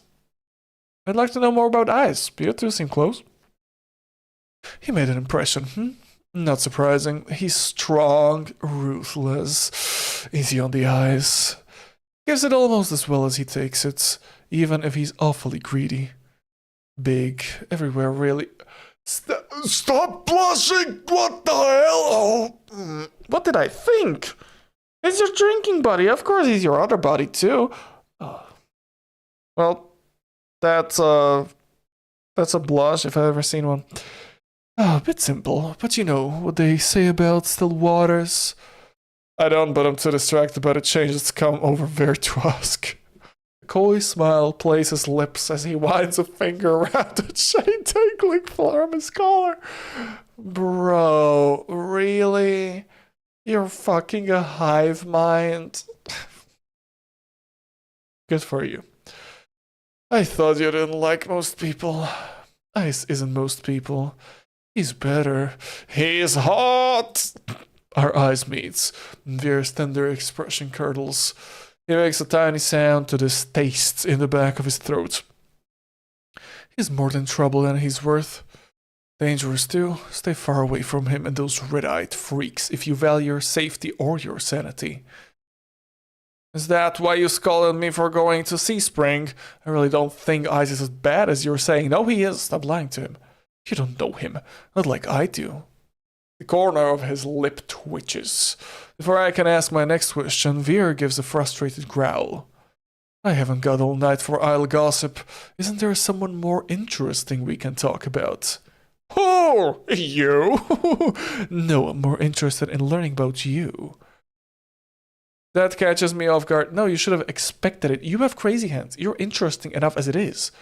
Yeah, what about me? Nothing worth having comes easy or cheap in this world. You're clearly set on this thing you've spoken of. Your very reason for being. Yet, have you considered what might happen should your struggles prove futile? If what you desire is beyond your grasp? That is over for me. Wait, or I'll never stop looking. This feels like something Leander would say. And Leander feels like... Well, Veer doesn't like Leander. We'll end it there. Then it's over for me. And this feels like some sort of wordplay Veer would enjoy. This has to work, or it's over for me. You would give up then, just like that. Like I said, I can't keep living like this. To cling so tenaciously to a slim hope. How fascinating. Now, where were we? Oh yes, you had 2 questions left. No, but you haven't explained anything! Then I suggest you make your last questions count. So much for being helpful, but I suppose that's just how information works in this exhausting city. Leander told me that a Cenobium imprisons people. Did he mean you? Leander's a moaning fool with a throbbing victim complex. He loves to see himself as a savior, but the only difference between his cronies and the Cenobium stooges are the uniforms. I'm at a loss for words. I don't know what surprises me more, the bluntness with which he speaks, or the venom lacing his ordinary silken voice. Well, this is interesting, because right now he's not playing, he's just talking normally with us, and he's trying to help us. You're asking who, and you should be asking why. Says the asshole counting my... Don't insult him! The look he throws... Oh, okay, he likes it. The look he throws me is infuriatingly self-satisfied. Hold on, there you go. Fine. Why were you imprisoned, huh, slut boy? For the same reason Cenobium would snatch you away. I'm something special. Veer bows his head, gathering his hair in his hands and lifting it from his shoulders to bare his neck to me. See this color? He cranes his neck, inviting me to lean closer. It looks unremarkable, doesn't it? I'd assumed that Veer's collar had a personal touch. On closer glance, the thick, supple leather is molded to fit his neck snugly. Great! The large silver buckle seems easy enough to pry open. Touch the collar? Yeah, touch the collar. It's going to explode my arm, won't it? I reached forward to touch the buckle. Yep. Veer's hand oh, okay. He exploded on me. Long, slender fingers wrap around my wrist and flex, exerting just enough pressure to hint at how easily he could snap my ball. Why? Can't I touch it? Don't you know better than to touch without asking? Can I please? Can I please? Our eyes meet. His then with amusement. No, you may look, but don't touch. He lets go of my arm. Okay. I smoothed down my bandages. I can't lose my composure again. By now, I'd fully expect Veer to walk away, but the fact that he's still here suggests he either forgot about his warning, or he was never counting my questions to begin with. Are you saying that what'll happen if the Cenobian finds out I'm different? I'll be colored? Honestly, as I said, his power would be crazy at interrogations.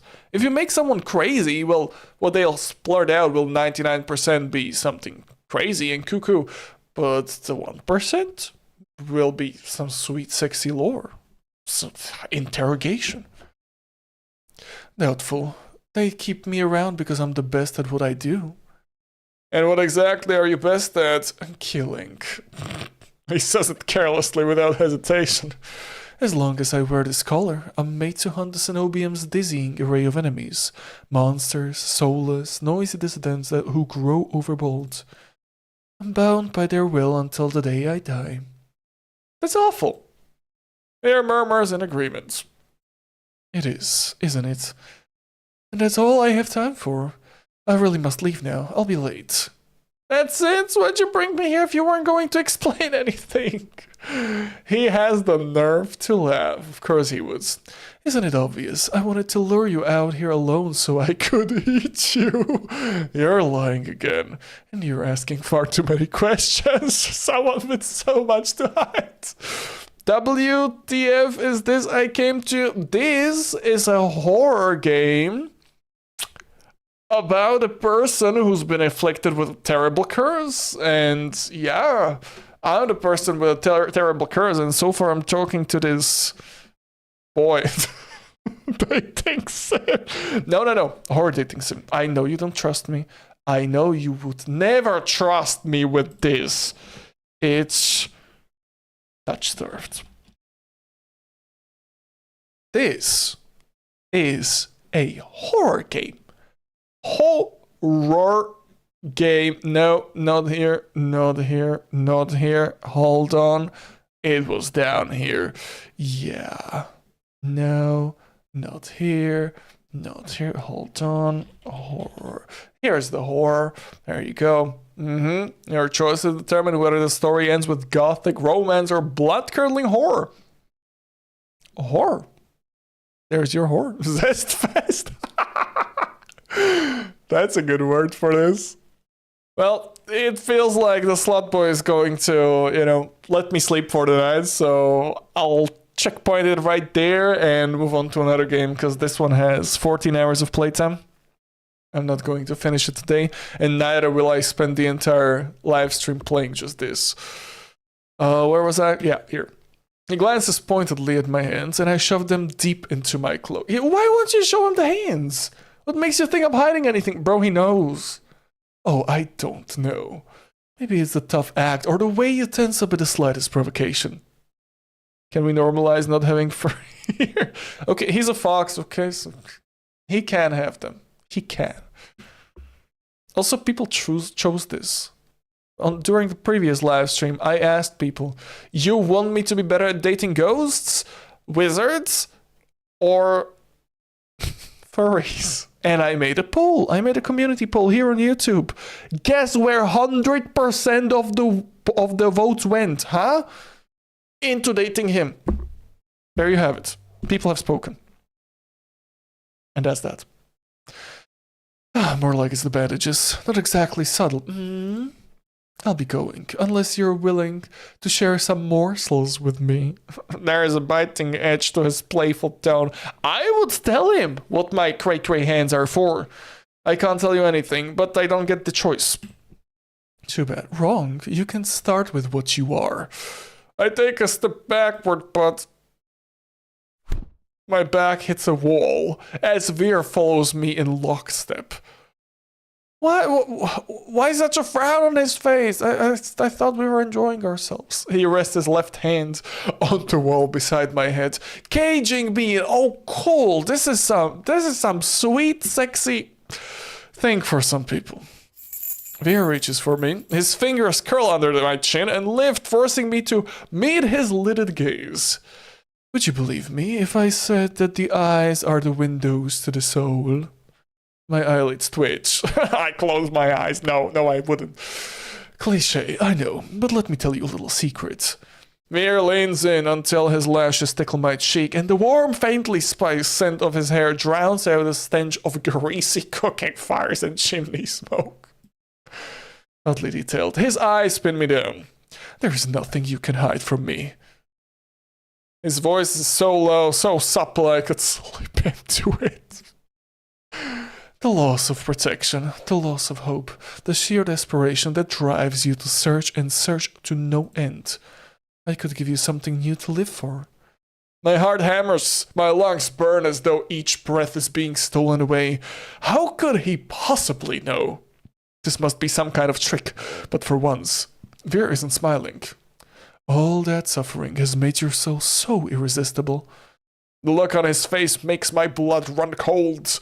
I've seen it before. When I looked at him for the first time. Oh shit.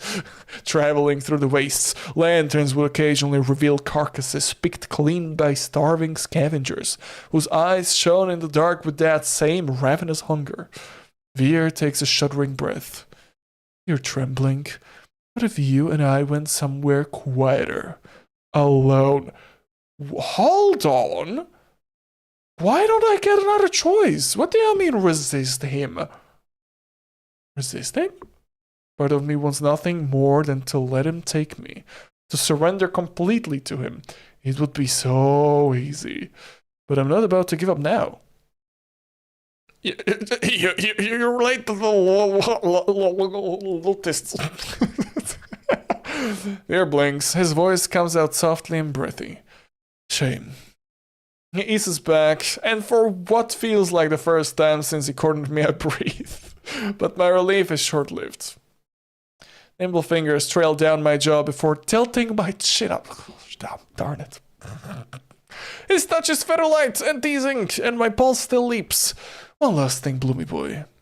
Spoken so softly that the pounding of my heart nearly drowns out his words. Call me a dog again and I'll break you. Did I call him a dog? I did not. I called him a lutist. A dog? When? Dog? Dog? Dog? Dog? Dog? No. Dog? No. When did I call him here? No. I did not. Is it legal to shoot him? Well, the Cenobian wants him. That's why they're keeping him on a tight leash. This probably has some sort of, I don't know, classic old isekai, you're my slave now spell. And you have to do everything I tell you to.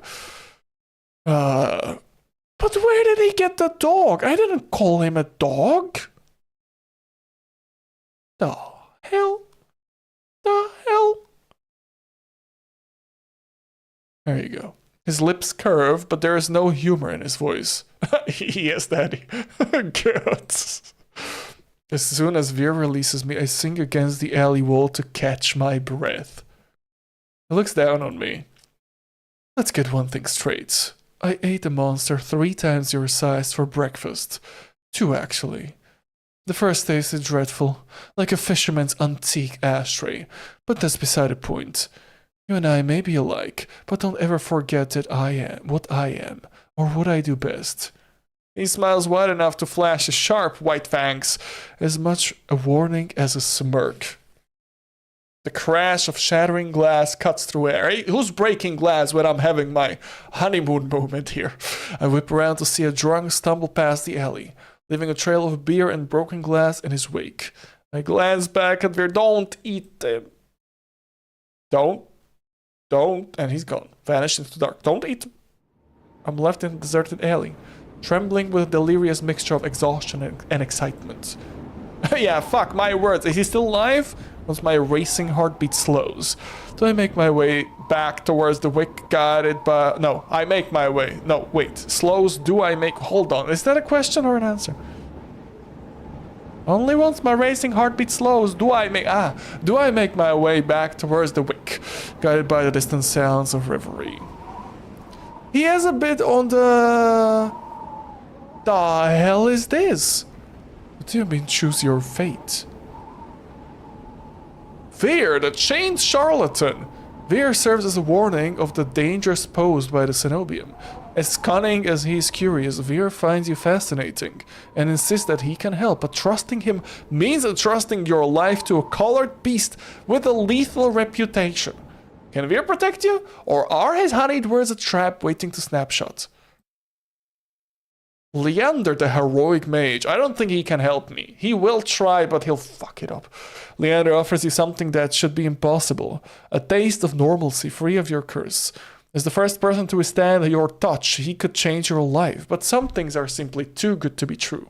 Leander promises to help unravel your curse. But at what cost? Him? No. No, the demon renegade. No. Get that thing away from me. Kuraz, the repentant angel. From all appearances, Kuraz is a principal doctor of extraordinary skill, but you know little about the man beneath the professional mask, and Kuraz keeps even his friends at cool distance. If you uncover his deepest secrets, will you like what you find? No. Probably not. Min, the cursed outsider. He's cursed too! Despite their cold nature and familiarity with violence, Min is just as desperate as you to get into the cenobium. You may be able to help each other, but they're keeping as many secrets as you. They claim they're dangerous, but could they be your only chance at getting into the cenobium? I have a strong feeling this is going to end up with both of us being slaves over there, or my hands being on display, you know, like Bigfoot feet. I still think he's the best choice. Yeah, he'll probably want to be free, and he'll help me if I help him, you know? Tit for tat. So, Veer. No! No, you bitch! No! This is where it ends! I thought I'd get more playtime. No! For more touch-starved, wait till they release the full game. I knew this was a demo. Let's go now, go brain rot. The milkman is brain rot. That is to be an honorable occupation before... Oh, man. I don't know, folks. I like visual novels. They're like books, but you don't have to fantasize that deeply. Like, easier to read books. Shucks. So this is where it ends, eh? I wonder, if the full release comes out, will I be able to just immediately choose where I left off? Probably not. But if not, then I'll have to go through all of that again. Shit. Shit nuggets. Anyway, shit nuggets aside, and touch-starved aside, Thunderhead, right? Yeah, this is the brain rot. Milkman go burr. Yeah, Milkman go burr. You should make a schedule now. Schedule now for what? For touch-starved? I don't know when it's coming out. I can check. I don't think you mean touch-starved. Touch-starved is supposed to be coming out. Shush. To be announced. Yeah, we have zero clue. Zero clue at all. For live stream, the thing is, I'm not sure if I'll be able to live stream on Saturday next week. So I still have to figure that out. Anyway, where were we? This thing. You extract. Exactly. Play pineapple on pizza. Hold on, didn't we play that before? Oh, I know, we didn't play that before, but I watched it like 2 times. I know what it's about. That's the volcano which erupts and people are chucking a child left and right. I know that one. Too bad. If I didn't know that one, then yeah, that would be a sight to behold for the first time. But sadly, I already got spoiled. That's an old-ass game. It's a real good one. Panicore. Okay, we can go for Panicore after this one, because I want to deliver some milk. Prairie Cow, the best dairy on the prairie. It rhymes, so it must be true. On Friday nights, just past midnight, the people of Thunderhead screamed in terror. Their end began 4 days earlier, when a strange hill appeared at the edge of the cemetery. Maybe it began even further back, but our story begins the next morning, when the first light touched the town, stained by horror. What happened in Thunderhead was first told by the man who delivers milk every Friday. The town is too quiet to matter. Why am I relevant in this story? I just deliver milk. Is that like demon milk? Did a demon shapeshift into a cow and I accidentally milked it?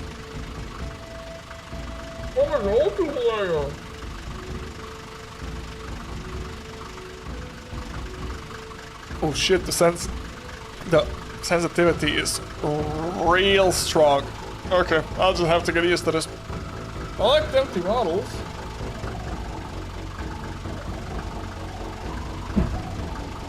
Got it, disembodied voice. Press E to collect empty bottles. Read the order. 3 milk, 1 juice. Okay. Do I fill it up here? Nope. Do I fill it up here? Curfew notice by order of Sheriff Phelps and Father Dakota. Due to recent unholy disturbances, the following rules are now in effect until further... I don't know. Place crosses around every house. Salt your steps nightly. Holy water and crosses are stocked at May's General Store. I have to stock up too, don't I? Bring all things inside before sundown.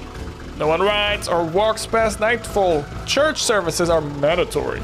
Report all strange goings-ons? Isn't it going-ons?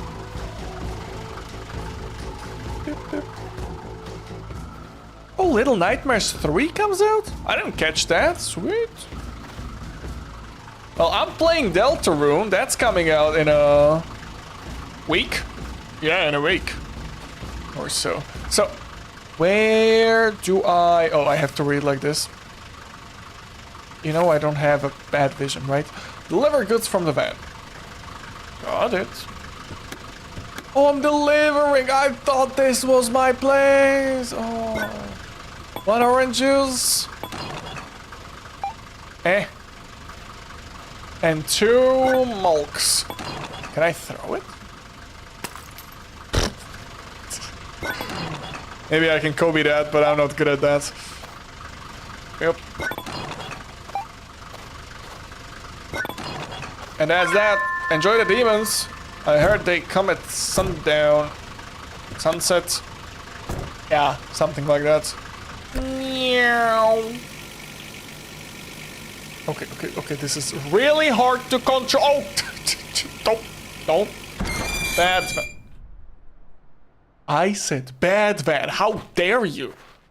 Bad, all of you. Where's the wrench? Oh, over here? You think I can fix this with only a wrench? If it's smoking, grab the wrench from the back. Yeah, and jam it in there. Jam it inside of the engine. That'll fix it. Of course, yeah, jamming things into the engine helps. Always.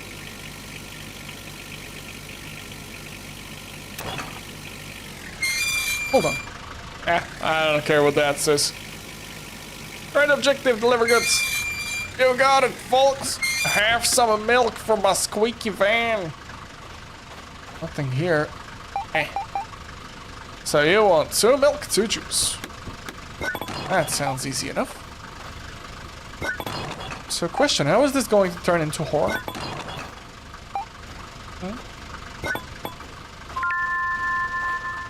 Oh wait, that's fine, I'm just confused. Knock, knock, you need fluids? Liquids? No? I guess no. 1 milk, 3 juice. Oh, over here. Milk 4, juice 0. So this one wants something too? Nope. This one doesn't want anything. Hold on. This is pretty much a chore simulator, isn't it? With a sprinkle of demons. Hey, you wanted 4 mulks? And 4 mulks you should receive.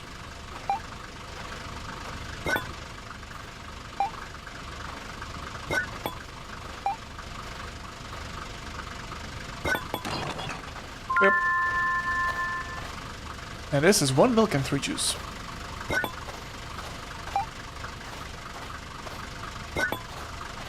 There you go.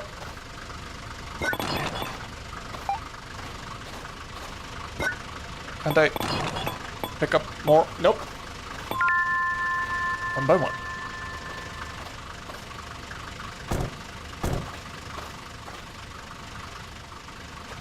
Demons? Evil? Milk? Milk demons? Hello? I'm just going to go ahead for a little bit. Sheriff's and doctor's office. Interesting. I guess I should go. Oh! General store! Oh shit! Mandatory crosses, holy water, and salt. Yeah, I know. Can I get those? I can't right now. No, I'm the one who's going to get eaten. Who's future Joe after YouTube doesn't work deep in the Slovakian wastelands? Add a bit of greens and it looks pretty much the same, yeah. Hold on. Oh, I'm sorry. Wait. Where did the juice go? There was juice here, wasn't it? This is fine. They got what they wanted? Interesting.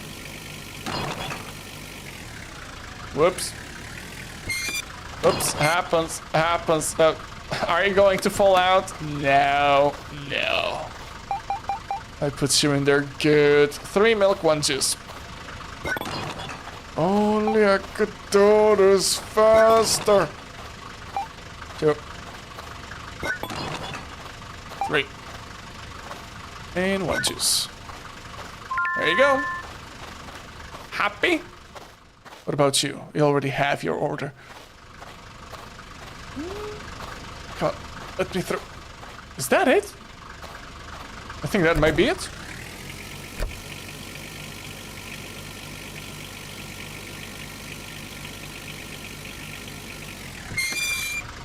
Oh, you want some too. 2 milk, 2 juice. That's what I'm here for. To deliver 2 colors of liquids. One's white, one's orange.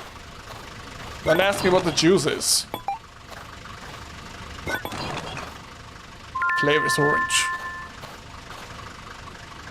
So that's that. You can go. Goodbye, demon-infested village. I'll be back. Oh, come on, not you two. 3 milk, 1 juice. Okay. 1, 2, 3. I swear to God, if the demon epidemic is fake, they're just trying to, I don't know, control the population with fairy tales. I'm not gonna be very happy about that. Okay, sayonara. Whoa, what a...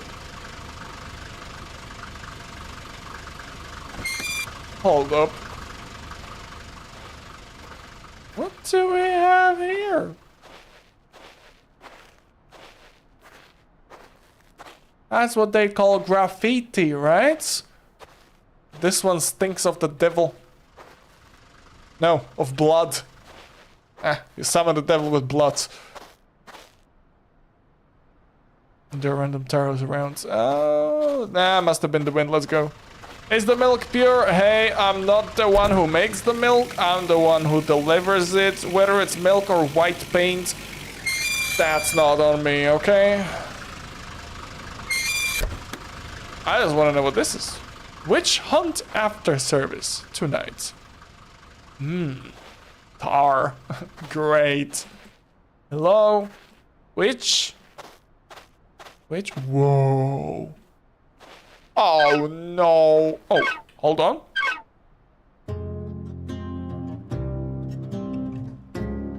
Dear Joe, if you're reading these words, then we have failed in our duty.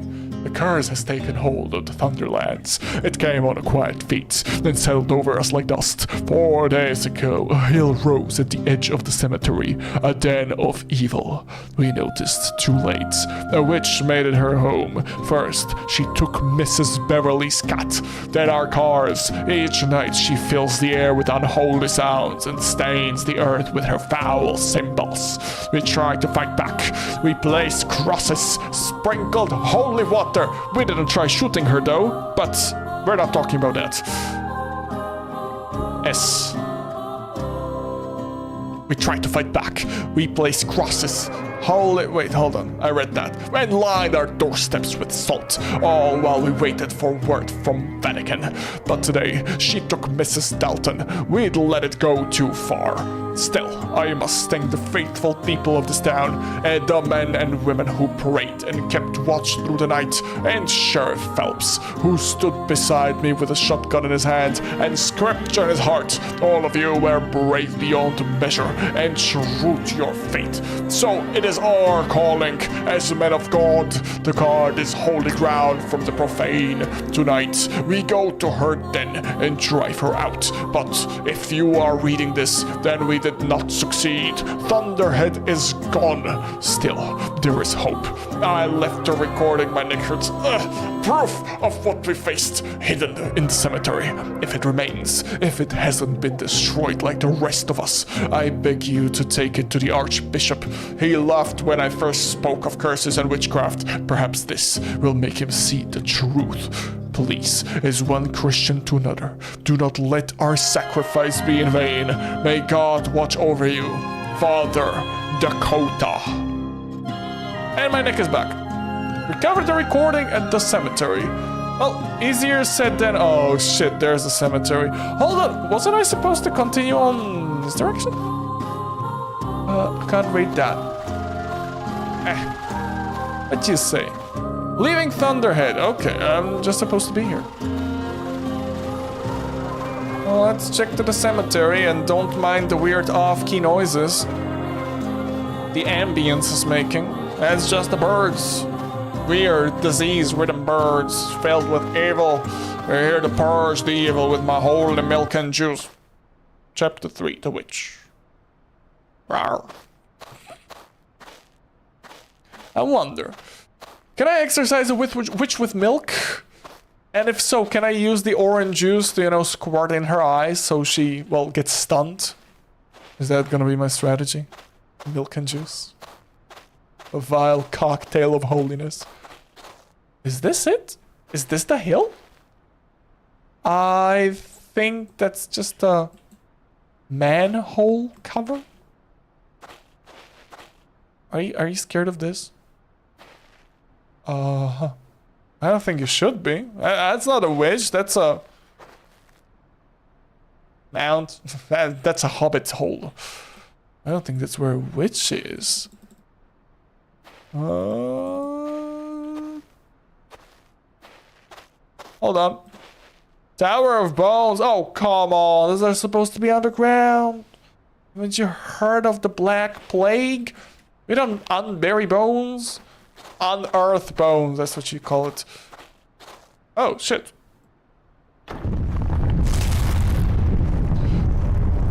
Begone, vile demon! Shoo! By the power of the milk I carry on me, I dispose of you. Ooh, there it rises into the heaven. Yeah, I'm I'm exorcising the demon. Oh, shit. The demon is trying to abduct me. Is it? Yeah, it is. Yeah, it is. Run! Yep. Whoop. Hold on. Hold. Oh, shit. Hold on. So, am I supposed to...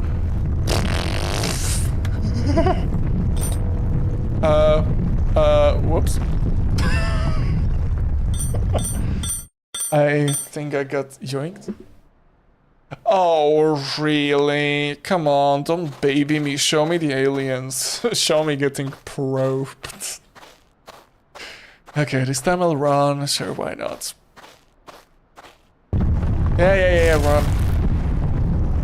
At least we found out what it's like being kidnapped by the aliens. Why? Mr. an alien. Why did I deal like this?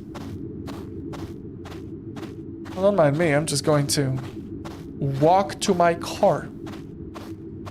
Yeah, walk.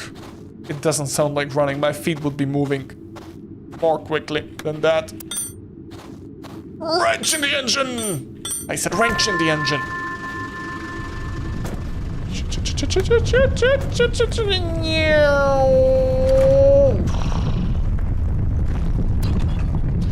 I'm not good at this. I just love getting kidnapped by aliens. Crucify me, I guess. Shit. This way. Couldn't you have given me the checkpoint before or after I picked this up? Could have been nicer to me, you know? Okay, shit. Wrong way.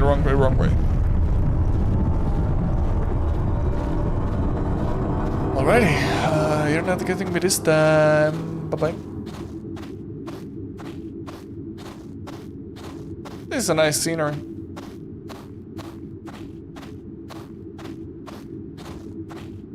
It's weird that they have electricity though. And then I have a car. No white van at that. Is that normal? Close, open, sit, run. No.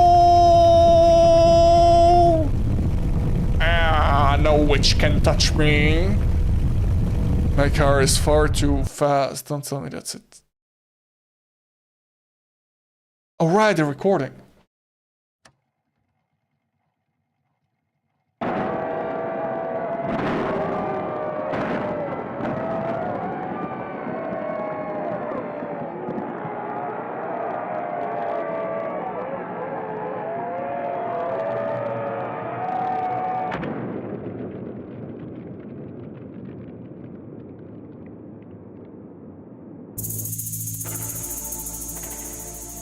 Cool.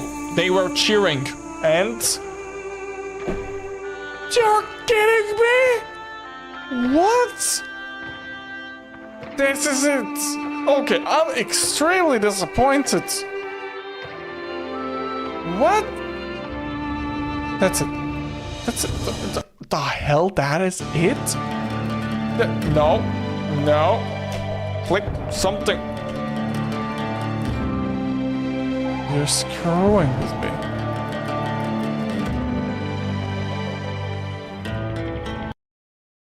Get out of here.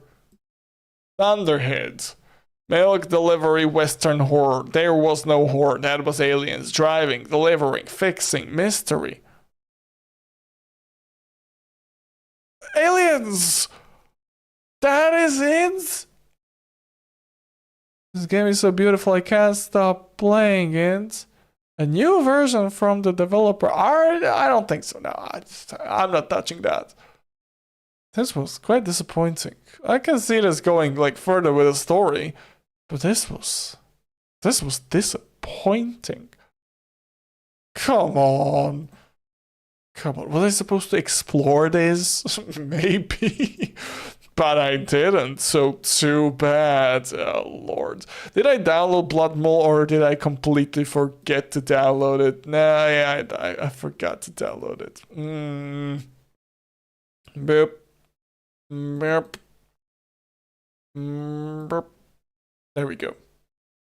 Thankfully, I'm on cable, so this is going quite fast. I have much higher hopes about Blood Mole. Played a couple of mole games before and they were good. Come on. Massacre at Dayton County Mole. Hundreds dead, over 350 injured. It's already more than the people who died in that little western town.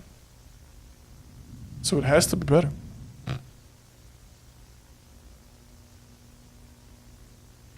This videotape contains scenes of blood, violence, and disturbing imagery. It is not suitable for all viewers. If you feel unwell or unsettled, stop the tape and switch off your set immediately. Sure. I can take it. Whoa, spoopy. Insert that bitch.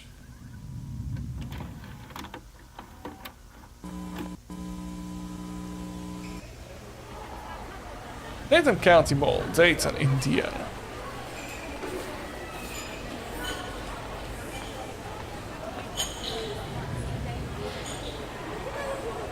Okay, the grandmother just went by the bottom right of the screen. That was scary.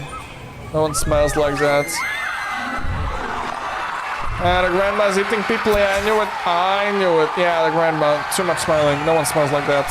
People smile like that when they're about to murder everyone and scream like a terrifying monster. And increase their weight by like 300 kilograms so they can stomp like hell. Yeah, that was all the grandma. Don't trust grandma's people. It'll save your life one day. This is old woman's fault. It's not my fault. No, come on. I couldn't stop the grandma.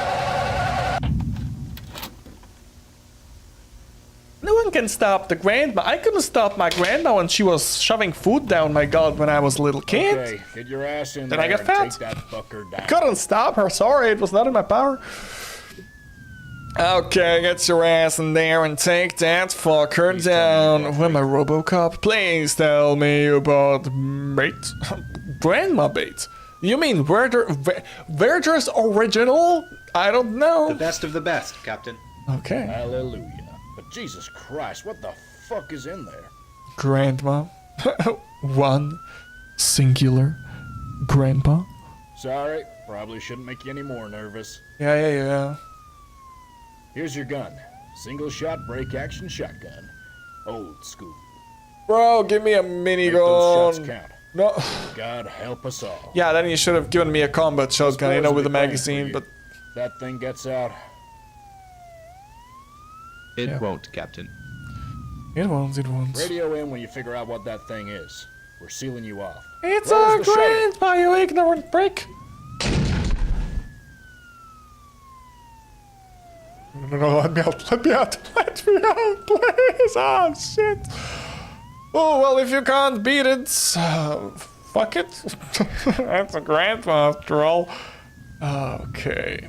Can I get a snack? Of course not, because the only snack is you, Grandma.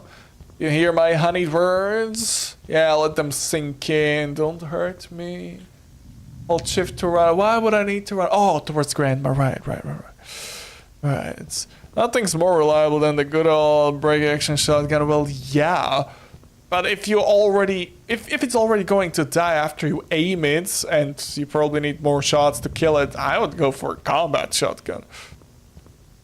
Vending machine? No, I beg to differ. That is a severed arm. Cool. So my dude not only got a break action shotgun, he's also blind. Lovely. So, Grandma. Oh look, this floor is clean. She wasn't here. About the other side. It doesn't look dirty too, and I can't go up there, so. Grandma, wow. And here I thought Grandma's like tidying things up. You're an exception. I like you. What the hell is this? That is a door, kind sir.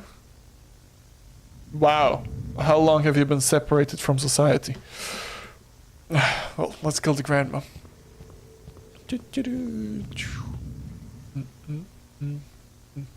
What a nice gallery installation. Art installation. Impaled body. It has to be French. They have a lot of these here. What was this, an auction? I better find a way around. I never even climbed the mountain. Wow, pussy. Probably gas would be best choice here. Honestly, yeah, you're correct. Yeah, gas it out. You got good thinking up there in that noggin. Let's go back up here. Yeah, this is a much smaller hill. We can scale this. Bodhi. Yeah, I don't know. Feels like they've been slacking off. Almost no legs, almost no arms. We could have done better. So, how did I get to the other side? Nope, can't shoot that. I only have one shot. Uh, Get away from my face, fly. You can't go up here.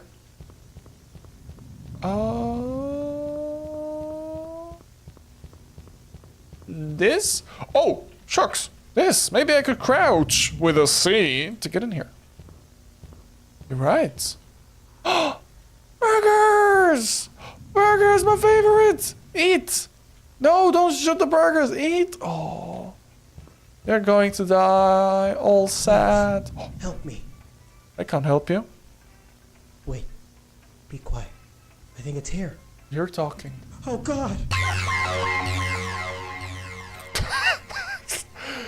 Well, I don't think this was entirely on me. This was completely not on me. You made a terrible choice of sitting ass first in a hole. Wow. Stupid. Yeah, I'm not even sad. You, you deserve that, bitch. So what do we have here? Oh shit, this is a body. This is not an art installation. Oh, gross. Whole tail. Big munchies, served with a smile. Cute. Ah, in pilot mode, I remember you. I like you. Trash? No trash. I like trash. It's locked. I need to find a key. It should be nearby. Oh, well, if you didn't have cataracts, which project this sort of staticky effect on your face, maybe I'd already find a key. Hold on, didn't he have it? Hello? No, he only had food. Here, no, here, no, here, no, here, no, here, no, here, no. Here! Staff room key, got it.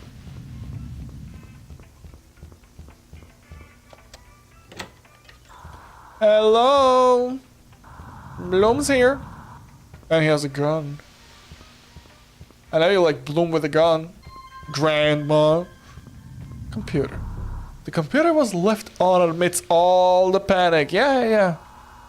Let's go. Let's go. No! Watch it! Come on! Sure. Read the note. James Anton Maxton, Sally Aston, Josh is out. Something about Dad's work, having a big day tomorrow. Lovely. Can we leave through here? We can. Oh, yucky. Grandma. Grandma. Grandma. Oh, shucks. Oh, Are you making marinara? I think you got the recipe wrong. It said tomatoes, not human flesh. You know, maybe you should get better glasses. Like, much better glasses. Don't worry, I still love you, I still love you. That pavilion looks like a good area to place bait. I'm the bait, right? Sure, I'm the bait. I'm always the bait. Matey Brady.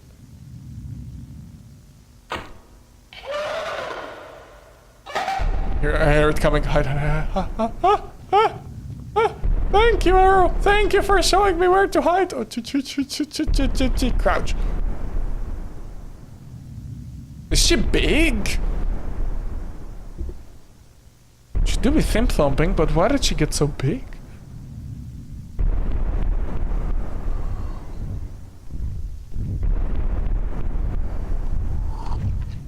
Okay, let's make these shots count. I can't run away from it.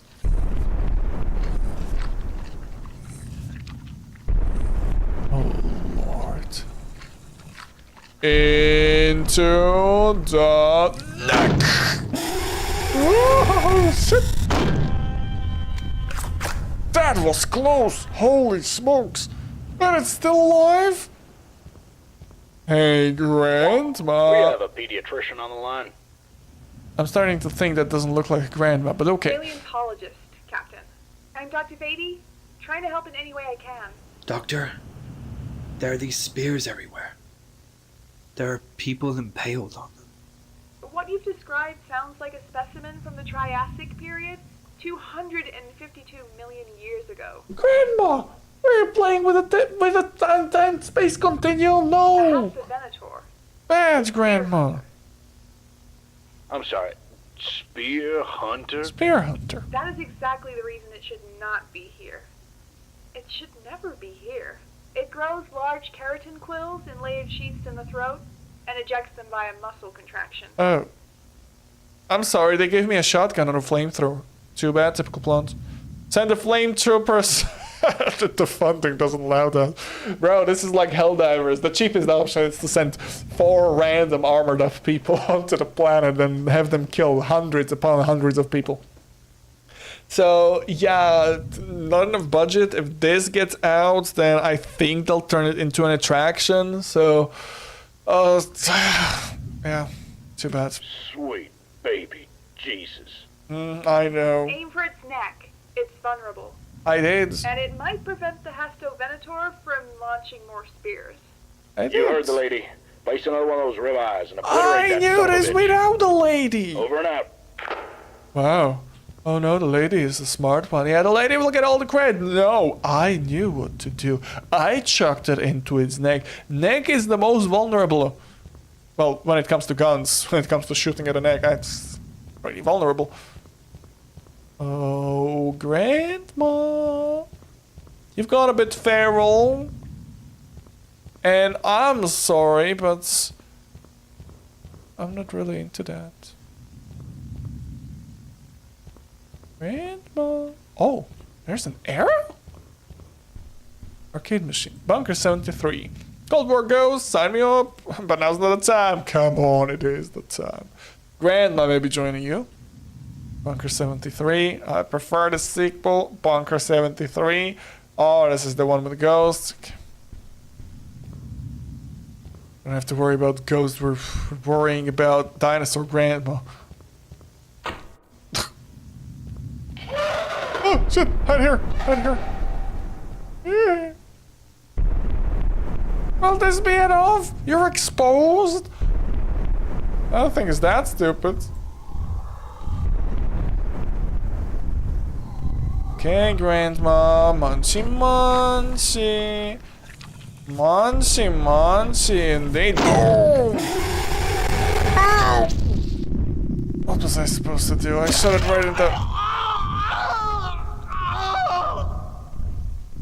Helldiver down, send reinforcements. Oh, cool. Reinforcements. The hell am I supposed to do? I need to hide further away. Otherwise, like... There. That's a bit better.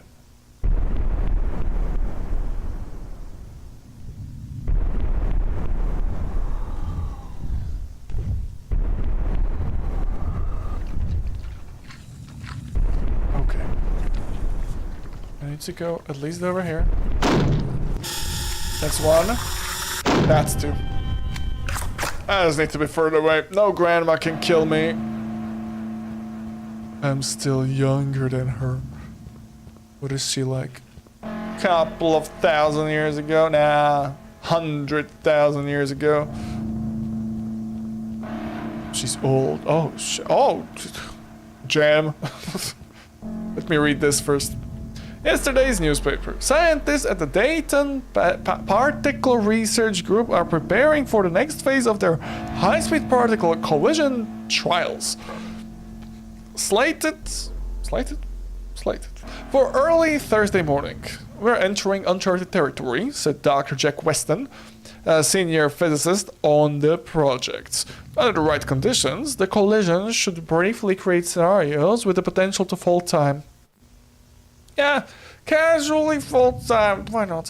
When asked if the experiment was safe, Dr. Reeves simply replied, "We wouldn't be running it if it wasn't." The rest of the newspaper is torn up by who? The naked grandma, after all. Oh, I can steal. I noticed you. I didn't think you were something scary. Get back. Show. I just came here to steal, not to get my heart stopped by you. But is there anything? Oh, anything. Freaking Kyle is hoarding snacks in the ventilation shaft down the hallway. Yesterday, Abby caught him crawling out of there with cheese and dust all over him. Who does this? He hit the screwdriver he uses to get in there.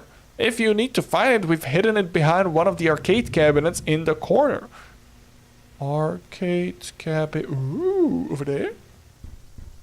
I need it. Why not? I like stuff. Yeah, give me stuff. You know what to use this for? To get Cheez-Its. So are we talking about this?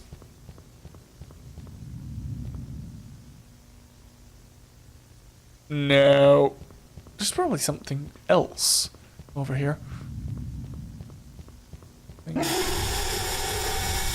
Oh, shit! If you were a bit more sneaky, that would have worked, but too bad. Really, too bad for... Hearing shots in there. Ronald, Lord no! above, tell me you ain't dinner time. Oh. I have to stay quiet. It's out for me. Well, we have new info you'll want to hear. Handing the walkie-talkie to the dino lady. Good news and bad news. The bad news, you won't be able to kill it yourself. You'll need to lure it out. The good news, I think I know how we can do that. Only female Hastavenators have the biological ability to grow quills. And now everyone in the mall is dead. This is the ideal nesting place. So I'm supposed to seduce her. That's exactly what I was saying from the start. If you can't kill it, seduce it. Sure will do. To get to the goddamn point, there's a garden store downstairs. And it's the ideal humidity and environment for nesting. If you take one of its eggs, You want me you'll to be able record? lure it out of the mall. And then, God willing, we'll gun the fucker down. No, my wife! We have the floor Don't plans for do the it! mall. There should No. be an access shaft in the upstairs area you're currently at, which will lead you in the right direction to the garden store. Let us know when you're there. Over and out. Come on. Also, poor Ronald McDonald. Yeah. Then it's Bosco, the big munch clown. Yeah, of course. He isn't speaking, he must be in shock. Honestly, with the amount of makeup, I don't think the Velociraptor would eat him.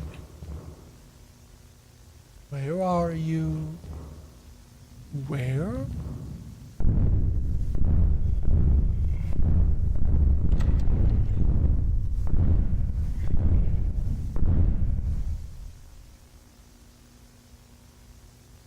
Can I hide from it? I don't know if I can hide from it. I just guessed.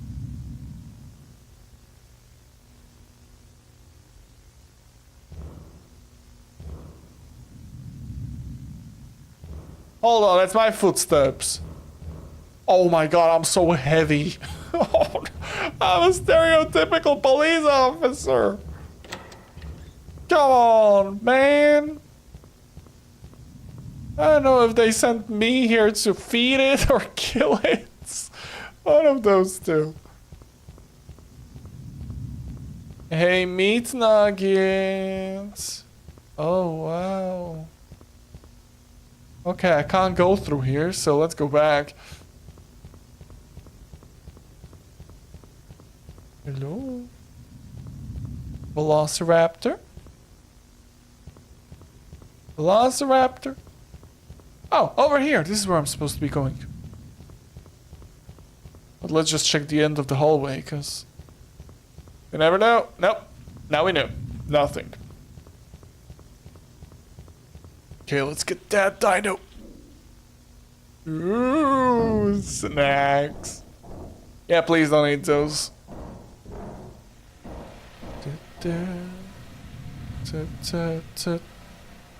Man. Dare to assume his gender? Go away. Okay. I will. Have fun with the grandma. Whoa. What the hell is this?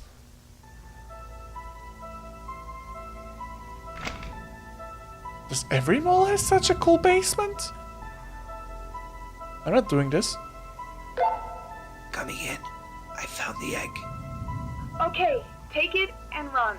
If you take a left out of that store, you'll get to a staff corridor which takes you out of the hellhole. Me and the boys will be waiting on the other side. We'll shoot that fucker down or die trying. I wish It's you hard the on very me, best. but okay. Run as fast as you can. And give that goddamn reptile some lead in the face while you're at it. That should slow the big fucker down. Over and out. I'm sorry, Grandma.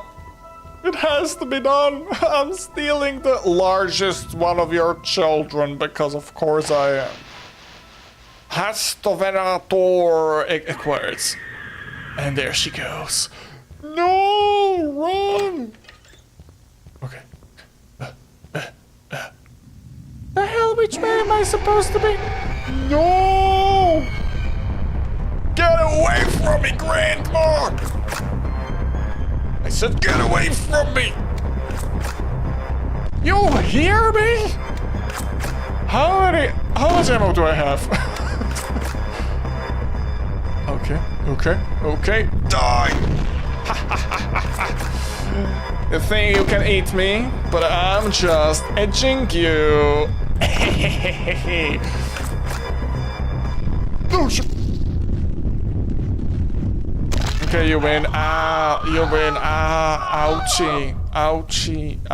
My liver. I need that. Is she coming?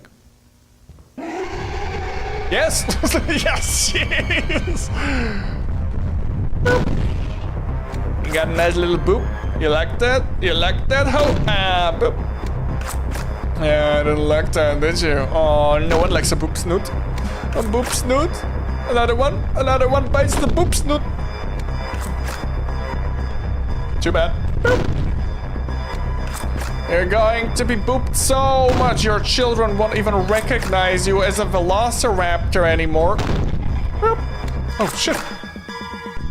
Can she get over here? She can. Boop. Okay, this is tense. I like this. Boop.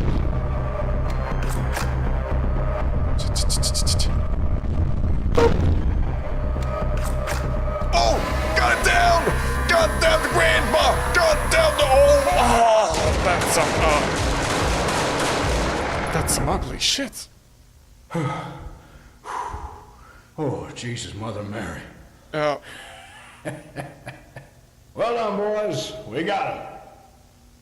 You're goddamn right. Can I eat her? Please. It's a dinosaur, right? I'm gonna try making soup out of that. Hold on, did you box it? What did you do with that? Hellas?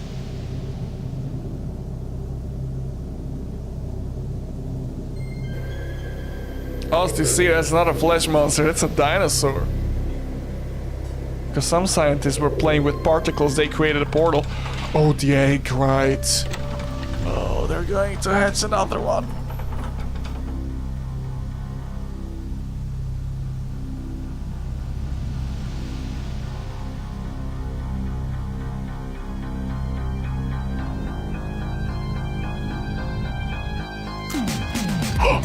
Oh no!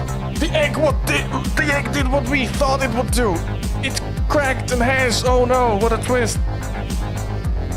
Wait, how the hell did it hatch? There was only one dino. So you're telling me before the dino got transported to, well, our time, it was already fertilized. Okay, well, I can take that. That's okay, that's fine. Well, this one was much better than the aliens in the Western world. A lot. It could have been longer again, but it was fine. It was fun. I like this one. The chase part was really well made. Small corridors really made me tighten my balls a bit. Okay. Oh shit, I've been live streaming for 3 hours, 30 minutes. I think I'm going to end it right here. It looks like we will not be coming back to Touch Starved anytime soon, since I did manage to finish it. And here I thought it would be longer. Come on, do I have it here?